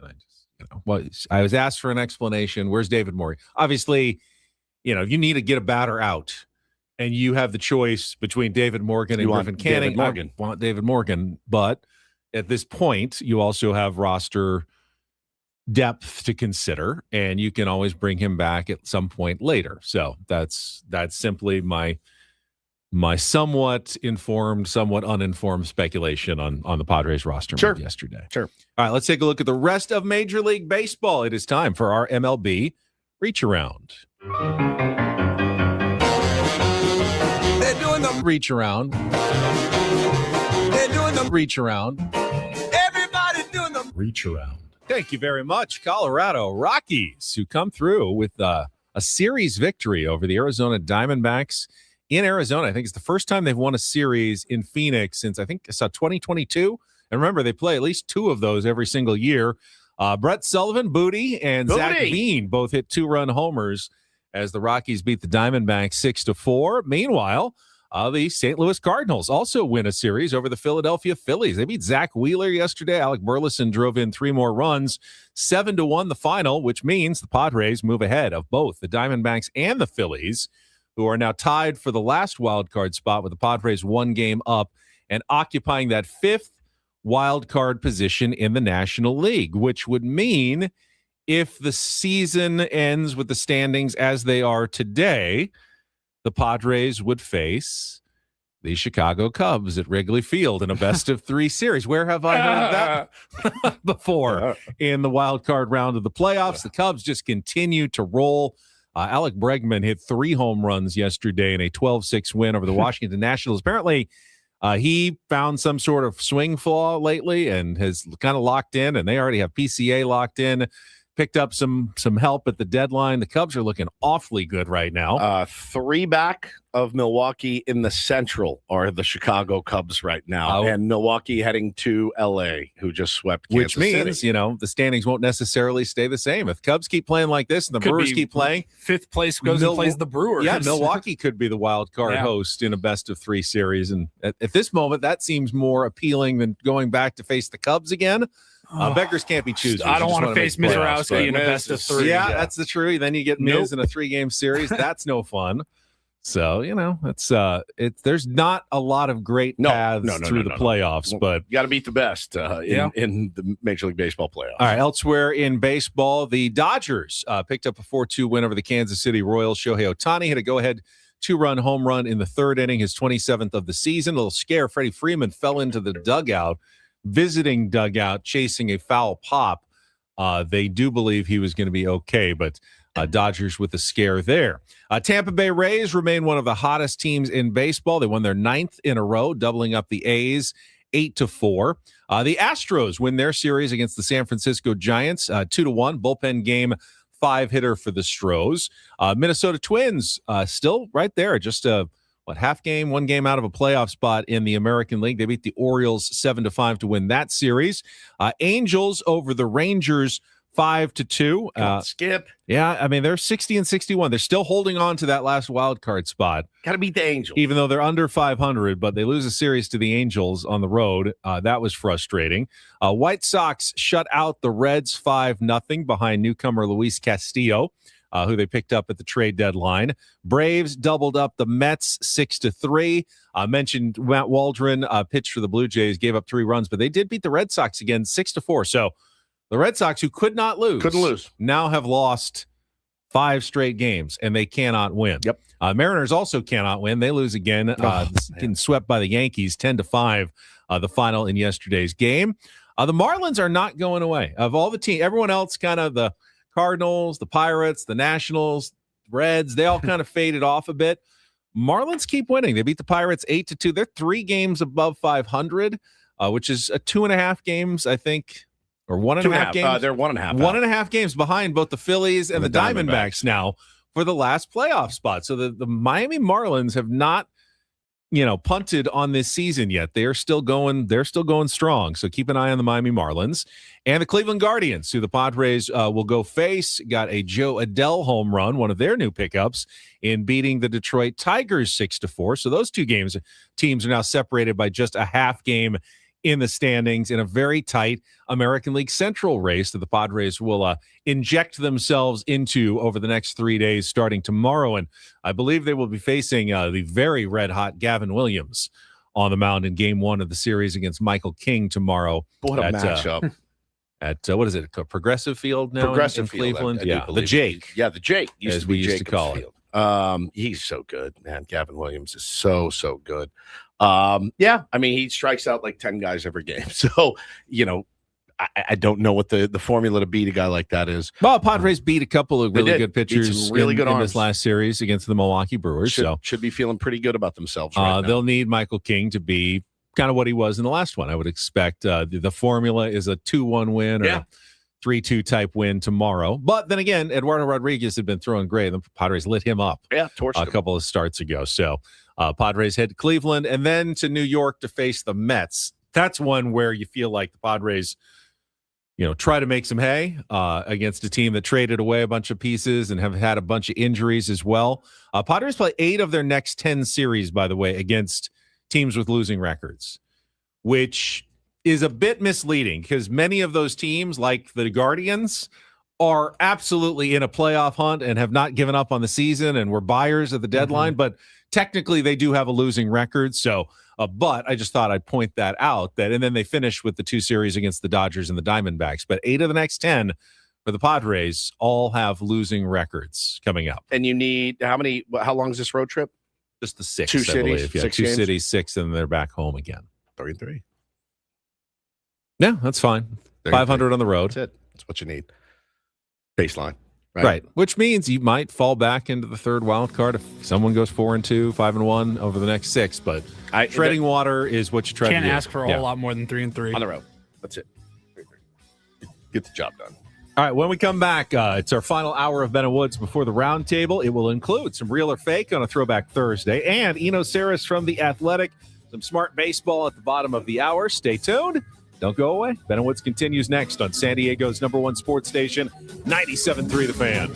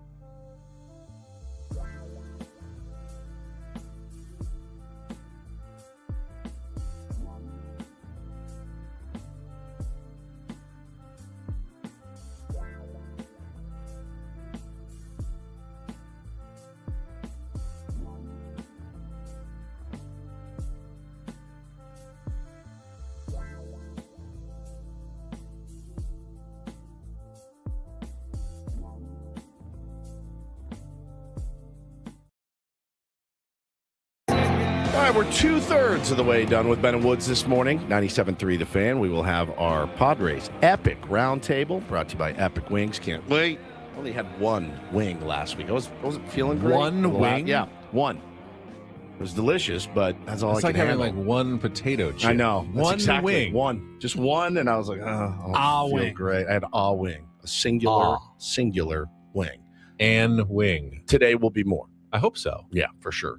Although if you have too many, you might go from an XL to a 2XL. It's true. You were someone asked you Right. what are jersey sizes. You said I'm an XL. They are 2XL. I think I'm an XL now. Okay. It's I'm right in between. So then you're a 2. Same, which is why I would probably, especially for any sort of a giveaway or like, hey, I want to get you something, just play it safe, go a little big. Yeah. Fair, but if things run big, then it could be too big on me. I'm just saying, like. So what should I have said? You've been a 2XL. When we met, you were like a 4XL. No, I was and not. Now you're a I've 2. never been more than a 2XL. So what do you want me to say when people ask me? Let's say XL's fine now. Okay. Let's move. Taking the jump. Let's jump right to XL. Okay. So Matthew, he is an XL. Okay. Thank you. All right. I'm a 2X, but in some shirts, I'm an XL. Yeah. So obviously not everything's the same, but The I tweener. I want to say now that I'm an XL. I mean, I want to say that Sydney Sweeney is interested in joining my marriage, but it's probably not going to happen, is my guess. I mean, you could get down to where you're just an XL. But if you're still tweener on some things, maybe a jersey you do want an XL. That's what I'm worried about because jerseys They tend to be run big. really large and see, they I look would like always dresses on. I you. would always, if I had to choose a little snug or a little big, I would want the jersey a little big. Yeah, but I'll leave mine. You want to have some room to move. Robbie Ray, I saw him yesterday. Good Christ Almighty! The pants are getting tighter. It's his jersey too was like painted on, and he's like. I don't know like how all he pinched up in there. I'm like, I how do you pitch? know how he does a leg kick in those things. Like I have no idea. It feels like you try to stick your knee up in the air and it would just stop. Like the pants would keep it from They're like moving more than leggings, like 6 inches. It's crazy. I'm Woodsy. That's Paul Reindl, executive producer of the program, and Ben Higgins, XL, your friendly neighborhood sports anchor. Your friendly neighborhood XL wearing sports anchor. Yeah, you've worked hard. So if I go get an XL, I should go get an XL t-shirt right now from the prize closet, and we'll just see. Try. We can test it. See you know. Yeah, that's a free giveaway type shirt. Might do a look little like modeling. Might look like a marshmallow in a microwave because that's what I look like. Did I tell you guys on the baseball team that I started? We had some shirts made, and for the dads, right, and the parents, anybody that wants one. Hannah had a bunch of shirts made. They're great, and Sneeta's goats. They look sharp. So I had this like vat or a big bin. Yeah, Tupperware. Vat. It's a vat of shirts. And I show up at practice, and there's like probably 6 or 7 dads. And I'm like, boys, I got some shirts for you guys. What size? He's like, oh, I'll take a medium. Oh, yeah, you got a medium? I'm like, a medium? A medium? On what planet are you guys wearing medium shirts and you're mid-40s? I'm like, holy cow. All I had was larges and XLs. They're like, well, I guess I could. I felt like such a piece of S. I was like, oh, yeah, medium. We'll order you guys. I haven't worn a medium since I was in 11th grade. Truly. I was I'm gonna go see what we have in our yeah. locker. Yeah, go see what we have in our locker, Paul. What's Adam Klug? He just waved. He's a small, isn't he? Yeah, I think so. I saw the picture of he and I at the baseball field this weekend. I really had to get down low to get my arm around him. He's like a small little bub. I don't know. He and Ethan, his son, who's a good baseball player, they can share shirts, which is a benefit, I think. But yeah, all these cats asking for a medium shirt. I can't even imagine what it would look like. I can't. No, there's no amount of sdfatloss.com that ever gets me down to a medium. I don't. Yeah, ever. I'd never. I would be. I don't think I would look healthy if I was a medium. I'm 6'1", bigger type guy. Correct. But holy cow, what'd you find? Okay. And an XL. Okay. Try your XL on. Let's see. It feels small in my hand. Excuse me for a moment. This one actually looks like it would fit me all right. This is 2X. Rain Dog says, "What's the 6'1"? Yeah. And why are your pants off? Whoa! He went. Is that camera on him? No. You need to get a tan on that chest. Is this the XL or the double This XL? is the X. This is the XL. Smells like that giveaway T-shirt. All right, let's. You're right in between. He's a tweener, man. He is a tweener. It's got that free T-shirt giveaway smell to it. Prize Now the problem with that is you wash it to get rid of said smell, Correct. and then it shrinks. And then it shrinks, and it's a. How does it feel? It doesn't It feel feels right. No, it feels absolutely liar. right. I can. Does it? Why do you look like Robbie Ray right now? Arms up. Put your arms What? up. That's not bad. You're doing okay. You're working with that. You're so close. You're like 3 pounds away, I would say. Here's my fear. Like I just said, you want to wash it. You're gonna wash it eventually. Yeah, You want to will wash it right away because it stinks. What does this T-shirt even say? I can't read it Where backwards. Sammy goes, champagne flows. Sammy, we're still waiting on that champagne. You certainly are. Holy cow. Mm-hmm.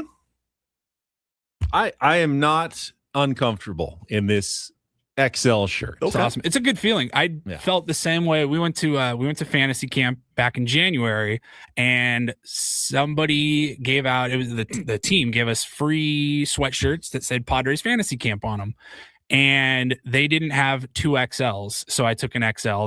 That's what they gave me, and I went, oh, whatever. I'll give this to the wife or something. She can wear it like when we take the dogs out at night or something. And I came home. I literally didn't wear it all week. And then I came home and I tried it on and it fit. And it was an XL. It fit perfectly. You're and like, I what's go, this brand I go, again? oh my God, I'm an XL again. Like, this is great. Now it's my favorite sweatshirt. Is that the great clothing idea where you just create a brand and it's XL. 2 X's is now medium. Medium. That's like, right. Hey, you're a medium. Oh, That's fantastic. Yeah, 100%. Now this is an XL. Self-esteem wear. You don't lay out much with your shirt off. Never. It is. My dermatologist really recommends against That's fair. a lot of laying out in the sun. It is milky. Yeah. You have the farmer's tan I have from a golf. big farmer's tan. Yes. It's milky. I was sunburned really bad, so I have I a little know. color on mine, but it is. I might need to do a minimal amount of sun laying out just to even it out a bit. Have you ever thought about spray tanning? I have not, but Would you maybe do I it? should consider it. I've never done it, but I know people. I might be married to I know somebody that has somebody. done one that has done it. Do you have to before. help? Should No, you do it self, or does she go to a self?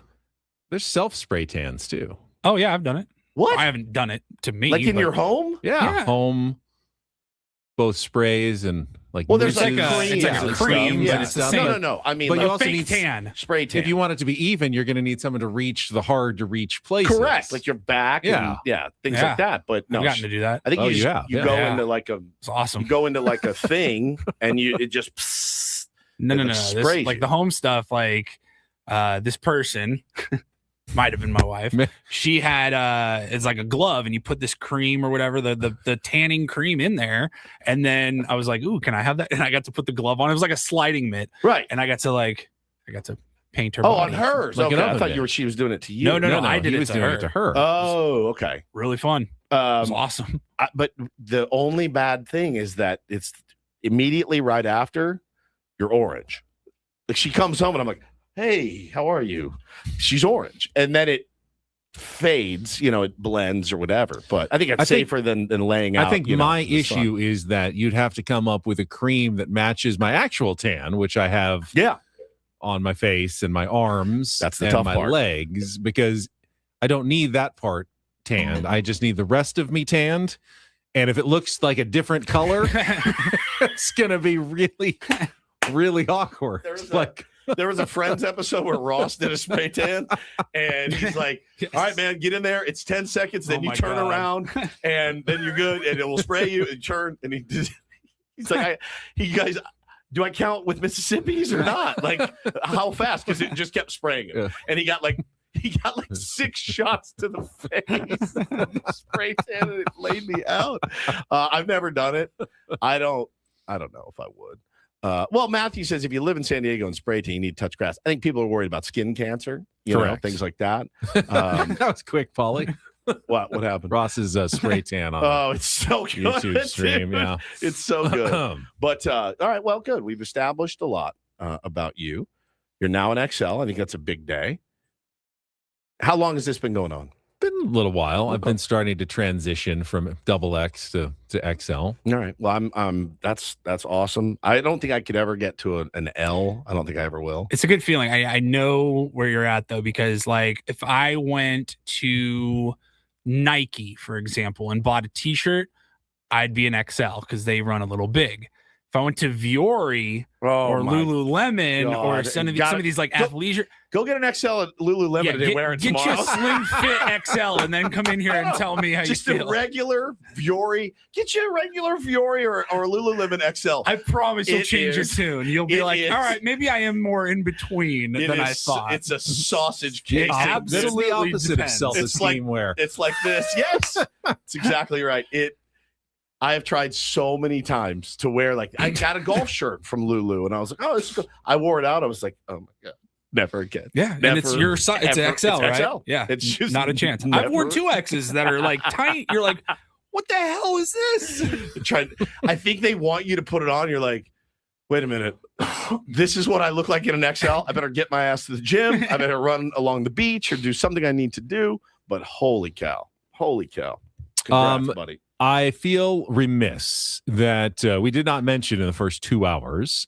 Congratulations to SDFC. Picked up a 3-2 win last night at Snapdragon Stadium. I kept seeing it flash on my phone. They beat Puebla. Got a couple of goals. Gave up one late again. Got a little dicey in the last couple of minutes, but they held on in stoppage time for the win.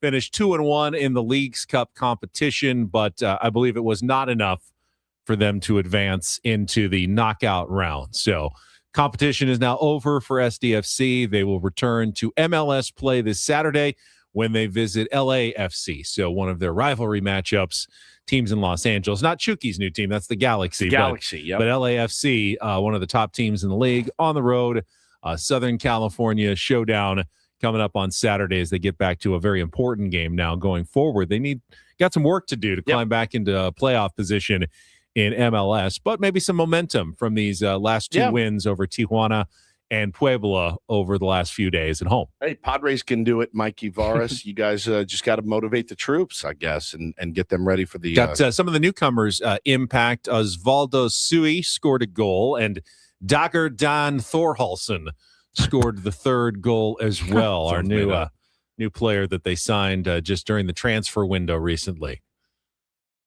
Dagger Dan. You wanted to get to some real or fake? Oh, right now? No, after the break. We need a contestant. All right, if you want to play our game. Sportsy? It's a little sportsy. Okay. Yeah, it's also related to something that's happening, I believe, later today.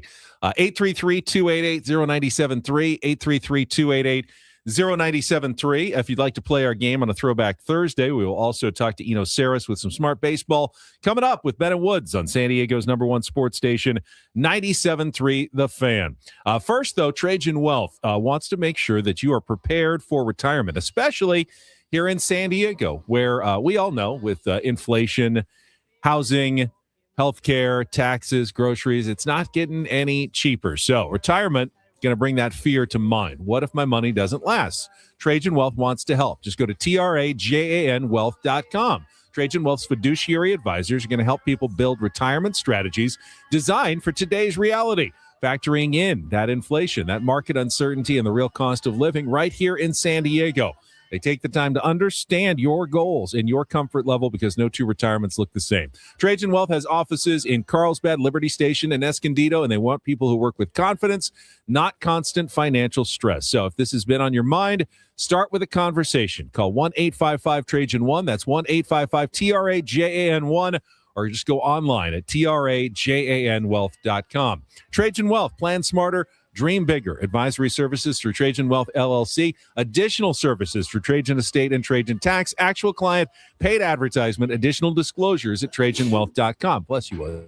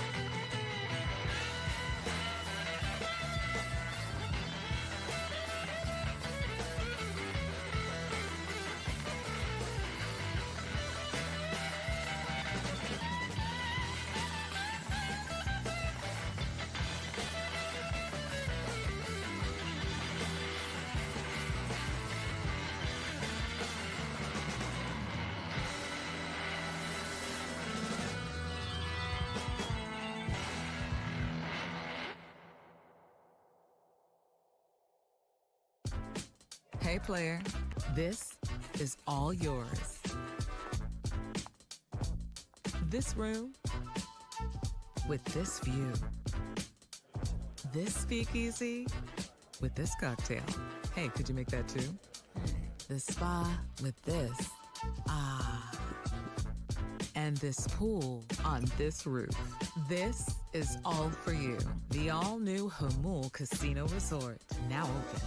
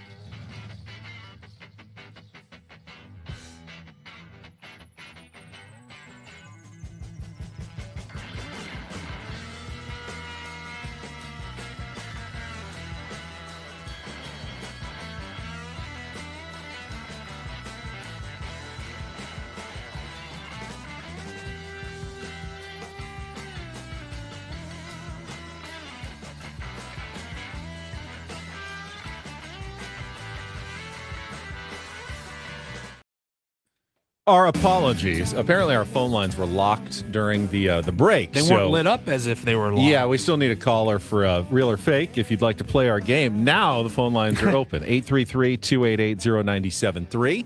833-288-0973. We were spending most of the break with me modeling different sized promotional T-shirts here in the studio to determine whether I was a XL or a 2XL. Right, it's right in the middle. Right in between. Yep. And apparently I do need to get some sun, according to Woods. Well, as my tan line is... you don't have to. You are a little uneven, though. Yes. Get that. It's a golfer's tan. At least I don't have the hat line. Have you seen when PGA Tour players will take off their hat? Oh, and dude. Like it's straight across. Line right across their head? Yeah. At least I don't have that one. Yeah, that one's was bad. That one's gnarly. I worry about the Kenny Powers coaching glasses thing all the time, but I just get to watch Farmer Tan. All right, we got some contestants calling in, so let's get to it. It's time for our Thursday game of real or fake. Some are here for the compelling sports talk with Ben and Woods. You can go plow through another donut. It's time for Real or Fake on 97.3 The Fan. Tell the people what they'll win today. We are playing for an instant win, concert tickets, 2 tickets to see Zach Top at Pechanga Arena on September 17th. Tickets are on sale now at AXS.com. All you have to do is get 4 out of 7 right in our game of Real or Fake. And let's go, just caller number 1. We did not screen this. Caller, you're on the air. Who's this? There Sebastian. Hello. We there, can hear you. possibly. Hello. Hello. Hi. You're on the air. Hey, what's up? What's your name? Anthony.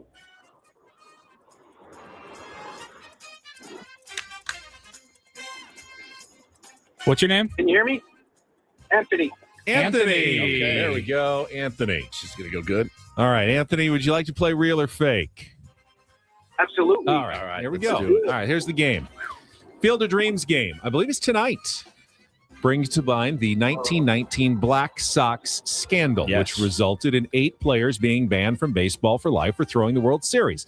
Everybody, of course, remembers shoeless Joe Jackson, but Anthony, how about the others? I will give you a name. You tell me if they are a real player banned in the Black Sox scandal or a fake I've thrown in to fool you. You got Woods here, who's willing to be a phone a friend for you at least once, Anthony. I think Woods should only get one. You get one. He knows I promise this one. you he knows these guys. All right. All right, Woodsy, let's all do right. it. This is easy. Here we go. Round number 1. Real or fake Black Sock. Silas the Deacon Sterling. Real or fake, Anthony? Deacon, let's go with real. No. Woods, you are correct. No. All right. That's all right. We are still fine. Let's go to round number 2. Arthur Blackburn. Real or fake Black Sock? Let's go with fake. Correct. That's fake. Very good. All right. You are on the board. 1 correct. Let's see if we can get 3 more. Round number 3. Oscar Slick O'Donnell. Real or fake Black Sock? Let's go with real. That slick sounds like something. Doesn't it, though? That's why I put it in there. That's a fake one. So You're good. we still got time. All right, let's go to round number 4. Charles Swede Risberg. Real or fake? Let's go with, what do you think, Woodsy? It's real. He says real. Let's go real. Confidently. Yeah. I trust you. Swede went 2 for 25 with 4 errors in the World Series. He didn't even hide it, man. No, he doesn't even hide Not it. at all. All right, we got 2 correct, 2 incorrect. So you got to get 2 of the last 3 right. Let's go round number 5. Claude Lefty Williams, real or fake Black Sock? All right, you're giving me a nickname in there, so I'm going to go with fake. It's real. Lost 3 games in the series, matched only by George Frazier of the 1981 Yankees, who also lost 3 games on the mound. All right, you got to get these last 2 right. Okay. Anthony, round 6. Oscar Happy Felsch. Real or fake Black Sock? Let's go with real. Yeah. It is real. All right, here we go. Round number 7. For all the marbles. No nickname here. Just Walter Wagner. Real or Walter fake? Wagner. Walter Wagner. Let's go. He said real, didn't you? Yeah. Fake! Oh, Anthony, sorry, man. We can't give you the tickets to Zach Todd, but we do thank you for playing today's game of real or fake. You were very confident on all of those. Yeah, I love that movie. 8 Men Out. 8 Men One Out. of my favorite. I said there's like Field of Dreams kind of had to do with that. Yep. 8 Men Out definitely had to do with that. I just watched that like 2 weeks ago. So it was on good. TV. I It's just so stopped down. So good. I was while I was researching the category, I was learning a little bit more about it, and the movie treats some of this, but a lot of the guys like had second thoughts, like afterward, before even like, I don't really think I can throw the game. Buck Weaver, yep. Obviously, Shoeless Joe, as you know from the movie Field of Dreams, he had an excellent series. Phenomenal. I mean, really, really No great errors. series. Hit the only home run. Yeah. That's all. That's all true. 460 or something. What Kevin Costner says, like 385. With these series, his only home run. Yep. That's all very true. But he did, talk to the gamblers as they all did, and there was a plan hatched to throw the World Series, and they lost the World Series. So they did. Does seem like the consequences were actually appropriate for what happened there. Well, if we're down this rabbit hole a little bit, I saw Jeff Passan on with All the Smoke guys, and he did a really good job. And I saw him talking about Barry Bonds being in the Hall of Fame, and how it tells the story of baseball, and you have to have him in there, which I agree with. But he also talks about Ty Cobb, right, and the racist Ty Cobb. And I looked at the comments, like, oh, I guess Passan bought the narrative. So I go on this 1 hour rabbit hole about how Ty Cobb actually was not racist, and he pissed off a sports writer who wrote a book about him and was like, I'm just gonna throw this stuff in there. Apparently, he left a lot of money to really charity. Yeah, so we've all kind of been fed this story that this guy just wrote this book, this unauthorized biography, had a bone to pick, and did he use his spikes as a deadly weapon, as we all imagine? I mean, they said he played hard. Yeah. They said he played really hard. They said he had a temper for sure, but they said, the whole was massive racist bit was just a bit. Like, he wasn't the world's best guy, but he certainly wasn't the worst, and so I found that really fascinating. And I mean, the 8-man out thing, I've been obsessed with that since I was a kid. I thought that was the coolest, craziest story of all time. And it's one of those, they did the wrong thing. They're the bad guys, like they cheated, and yet you're like, I kind of get it. Dude, their owner was the worst. Yeah. And he was like, oh, you one more start to get your $100 bonus. Put him on the bench. You know what I mean? Like, he was terrible. Charles Comiskey. It was just a horrific owner. Awful conditions, all of it. And this is why I tend to side with the players in a lot of cases. I wonder how history will treat Ben and Woods. Oh, I wonder. Many years from now. When they write the book about us. Yeah. All right, we will take a timeout. When we come back, it is time for Smart Baseball with Eno Saris from The Athletic. He will join us, and then we'll go right over to the round table with special guest Brian Lawrence. Ben and Woods broadcasting live from the Bill House Studios. We know how on San Diego's #1 sports station, 97.3 The Fan. Quickly, first, let me tell you about my friends over at Super Sure. They are the super agency built for you for all your insurance, business insurance, and employee benefits. If you need something like that, if you have a company that is more than 25 employees, and if you're the owner, CFO, HR manager, and that's kind of falls in your lane of things to handle, definitely recommend reaching out to Super Sure today. Licensed in every state, including ours, for your business insurance and employee benefits. Got a DM from a guy yesterday that said, hey, man, I've heard your Super Sure spots, and my wife is an HR manager. Going to have her look into it. I said, that's excellent, man. Absolutely excellent. You can utilize all the tools that they have at your disposal, like the fine print facts and the business value calculator. You can see what your business is worth. You know what actually needs protecting and covering. Go to supersure.com today. One super agency, one powerful platform, all your policies in one place. Go to supersure.com. That's supersure.com, paid for by Supersure Insurance Agency, LLC, a licensed insurance agency.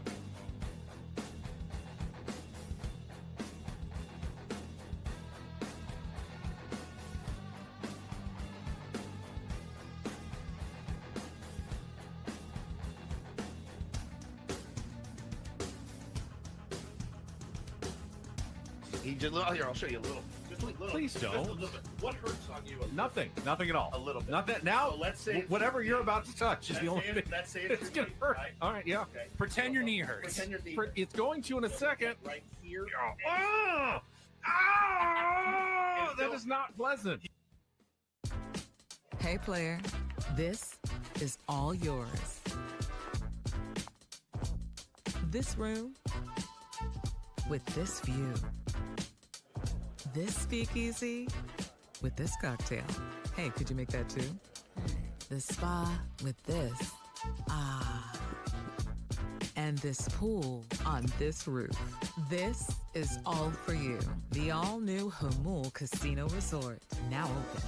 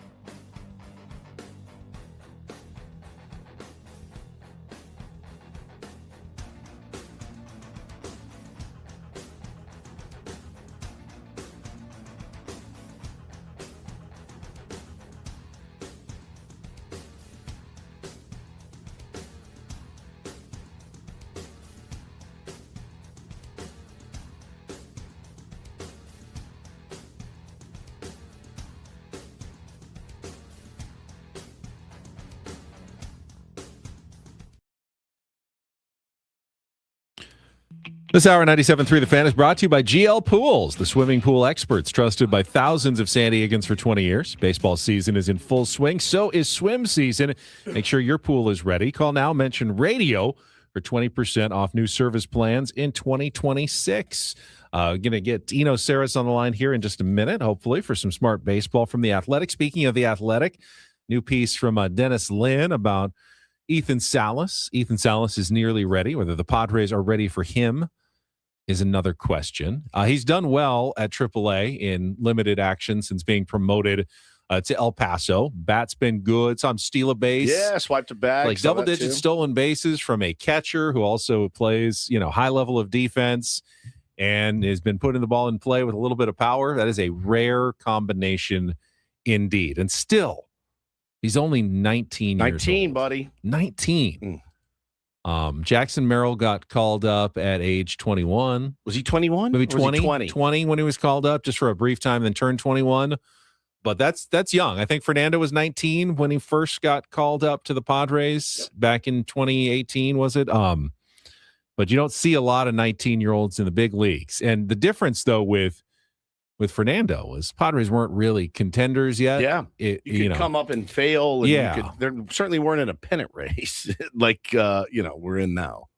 That would be a lot of pressure to jump up to the big league level in the middle of a chase to make the playoffs. The other thing is you don't need him necessarily. You don't need him right now. You're really getting great production from both of your catchers right now. How about Freddie Fermin's challenges yesterday? They were spectacular. Great. Yeah, spectacular. The only challenge issue I had was Xander not challenging in the 10th. Was it in the 10th inning? Yeah, it was like a 1-0 or 2-0. Or in the 8th. No, it was in the 8th inning. Then he grounded into the double play. That's right. After not challenging the 2-0, which would have made it 3-0. Then he took another ball, which would have been ball 4, and then he grounded into a double play to what we thought would up Freddie in the was thread, on. but Freddie was sharp behind the plate. All right, we got I have tracked Eno down. It's first day of school, he said. So I go, "Are you even good still?" And he goes, "Yeah, we're good." But that's why we had to track him down. All right, let's get to It's his time intro. for the Super Polished Yet to Be Named Smart Baseball Weekly segment with Eno Harris, Saris, son of a bitch.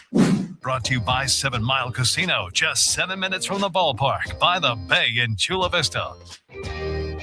Good morning, Eno. We were just talking about your colleague Dennis Lynn's story on Ethan Salas. And Padres are getting good production out of their catchers right now, and I just don't know how many 19-year-old catchers you bring up into a pennant race at this point. And there's also the issue of if they bring him up and then there's a lockout, he's on the 40-man, and your minor leaguers who are not on the 40-man, you can still work with, and if there's a lockout. Also, good morning, Eno. Oh, yeah. Good morning, Eno. Sorry. Ben was not. How was school drop off? Hope you're having a great morning. What grade are your Sorry, kids going? I just jumped over the pleasantry. He has never heard of foreplay in his life. He wants to get right down to the action every single time. How are you, buddy? Doing good. And can you now answer Ben's litany of questions? Yeah. First day of high school and first day of middle school. Come on. Huge day. Double whammy. Huge day. Love it. Yeah. So, no, I mean, I think that is going to be a concern. We may not see some of the young players that we want to see, down the stretch because, one thing that teams have been doing is waiting for right about now is where you can bring a guy up and he won't exhaust his rookie eligibility. So in the past couple of years, you would see some exciting young prospects that they still want to keep in case their rookie eligibility, in case they could win Rookie of the Year, in which gets them a draft pick. So, in the past, we've seen some exciting players come up right about now, and we may not see that as much this year because of the things you mentioned. And I don't know that AJ cares about such things as Right. much. Right. I mean, he's willing to buck tradition and go the other way. But if it was maybe more of a need, I mean, I guess the question becomes like, is Campy a good enough hitter to DH, or are you sending Campy down? No. He's a good enough hitter to DH. He's a good enough hitter to DH, Yeah. I think. Yeah. Right. And then, you got 3 catchers and then 2 catchers and a DH. Maybe it's necessary, at this point. But the way that the offense has gone right now, I mean, the turnaround has been fantastic. I mean, it couldn't be better. Like they're leading Major League Baseball in categories in the second half, and that we never thought. And we'd said it all year. It's Jackson, it's Toddy, it's Manny. Yeah, those guys getting going, and look at what we have—a pretty exciting baseball team that just swept the best team in baseball. Yeah, they look great, and in the last 30 days are the best offense in baseball. Yep. So it's a pretty remarkable turnaround. And I've been saying like they're going to go as their stars go. It does beg the question for me is like, were those turnarounds, did they take longer than you expect, or like why did they take so long? I mean, we were all shouting at the TV about Tatis, opening up more, and why was he so closed for 2.5 months? And then he finally opened up and regained the power. The thing with Merrill, Dennis has a really good story about it. I get this one because, when you chase at pitches outside the zone, it's not good usually because contact at pitches outside the zone is not as good as pitches inside the zone. And you whiff more out there. So I get when a hitting coach or a hitter says, I want to chase less, but it has been my finding from like looking through research that the only way to chase less is to swing less overall and be less aggressive. And the problem with being less aggressive is that there's so much power out in front that you end up sapping your power. And I think that's exactly what Jackson Merrill did. In the story with Dennis, he says, stop worrying about chasing, and you can see his swing rates are up above the board. And yes, he's chasing more, but he's refound that power.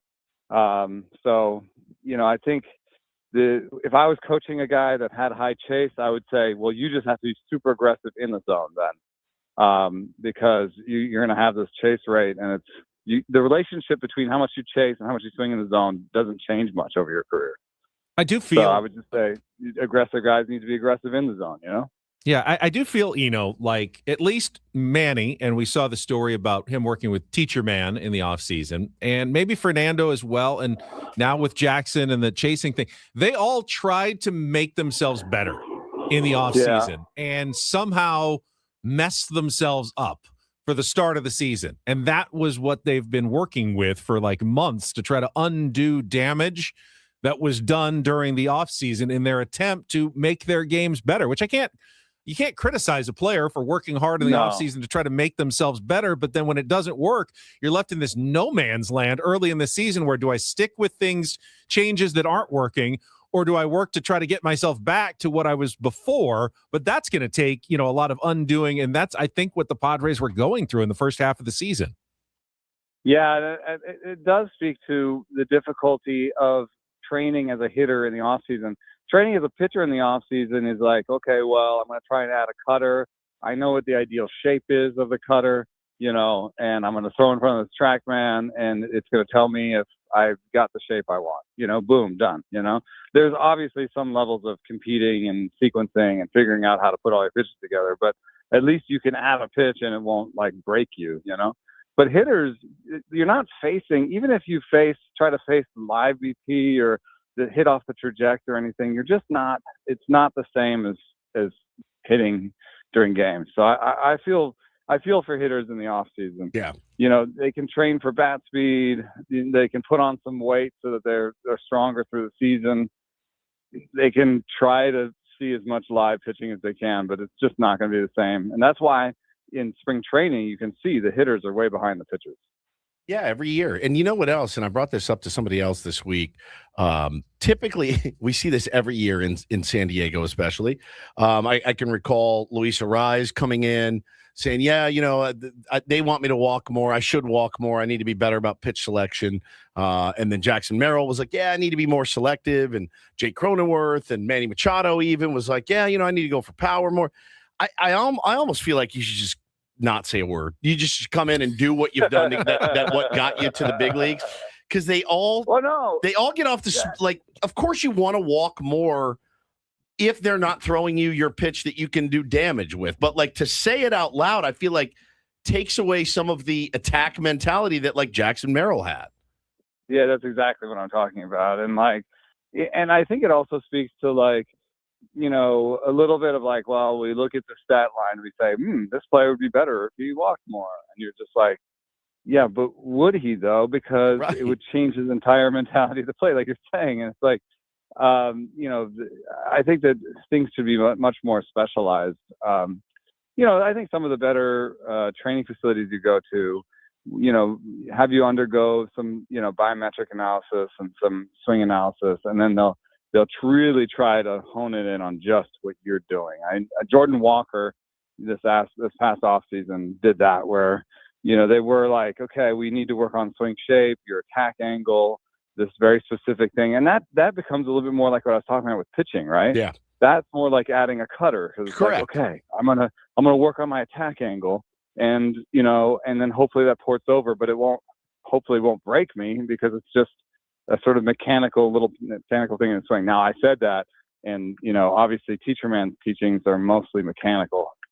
So, something there. But I also know that from experience that, like, yes, Teacher Man helped Aaron Judge become who he is. But what I've heard is that it's that kind of move that he teaches, it works for some people and it really doesn't for other people. And that's just been my experience. I've talked to people who, worked with him and were like, nope, it was not my thing at all. And then of course he has, Aaron Judge and other people who say, he's the best. It's weird to watch, man. It's a little bit about how your swing looks and what your swing does. And he has this like kind of this one idea that kind of clicks for some people. Talking to Eno Saris on our SDCCU fan hotline. It's not Big Bang Banking. It's better. And at least, the Padres batters seem to have fixed themselves. Cal Raleigh, I saw the stat yesterday, is trending toward one of the largest drop-offs in OPS from one season to the next in baseball history. He's just never been able to figure it out all year, and we're kind of getting into historic territory now. I mean, he was so unbelievably good last year. What happened? Any ideas? Yeah, I do have an idea. So, I said that your the relationship between how often you swing inside the zone and outside the zone is really sticky. Year to year and through a career, his is off right now. And another player is off is Vladimir Guerrero Jr. Now, I did the research, and most of these guys that are off like that do return to norms either that season or the next season. So, their approach, I think, will kind of come online again, like, Merrill's did. But there's another thing that's kind of interesting about both Vladdy and Cal Raleigh is they're both somewhat extreme. Like, they both swing the bat really fast. They both have really interesting contact points. Vladdy hits a lot of ground balls, for a guy that has that much power. So, he's got a flat swing. Cal Raleigh's got this release point, this contact point that's way out in front. Like, he's more out in front than almost any other player in baseball. And so I think that there's something fragile if you're extreme. You know what I mean? Yeah. Like, if you're way out in front, then it has to be perfect. Your approach has to be perfect because you have to know balls and strikes perfectly, and you have to swing early to get the contact point that far out in front. And there's something fragile about Vladdy's too, where Vladdy gets it going. He's white hot like he was through the playoffs, but it also can turn into even a full lost season. So I don't know what I would do if I was coaching these guys, but I would just say that, like, if you've got really extreme, anything about your swing, then you've got to have your approach really dialed in. Really appreciate it. We'll let you get back to first day of school and just recovering from what that feels like in your household. But we will talk Deep to breath, you, buddy. Deep breath. next week, man. Appreciate it. All right, thanks, guys. Sarah's from The Athletic, and interesting stuff. I mean, I think it is easier to be a pitcher, at least in the off season, than be a hitter and try to change your swing and figure things out when you're not actually playing in the games. Yeah, I mean, it's really this week's episode 2 of Rates and Barrels. I listened to it like 3:00 this morning with Zach Mizell, who's he covers the Guardians. Mm-hmm. If you want a pretty good preview, we could talk about it tomorrow too on the show about what's kind of gone wrong in Cleveland, what's gone right in Cleveland. They got some good pitching as usual, right? They added at the deadline this year. But it'll be a good series preview if you want to listen to that. Rates and Barrels on listen to it on Spotify. Eno is a stud. So is his co-host. They're great. Man walks. She goes, "What are you listening to?" I go, "Rates and Barrels." It's like 3:30 in the morning. But Eno's such a G, man. He knows it inside and out. Ben and Woods brought to you by David P. Shapiro, criminal defense attorneys, helping good people regain control of their future when charged with a crime since 2010. Visit davidpshapirolaw.com. In just a couple of minutes, we'll head over to our sound space for the Epic Wings, Epic Padres Roundtable.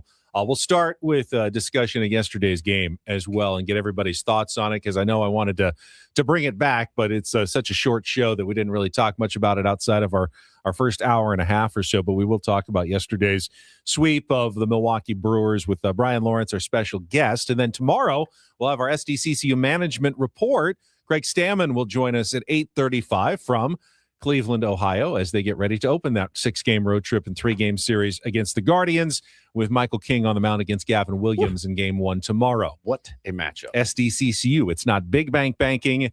It is better.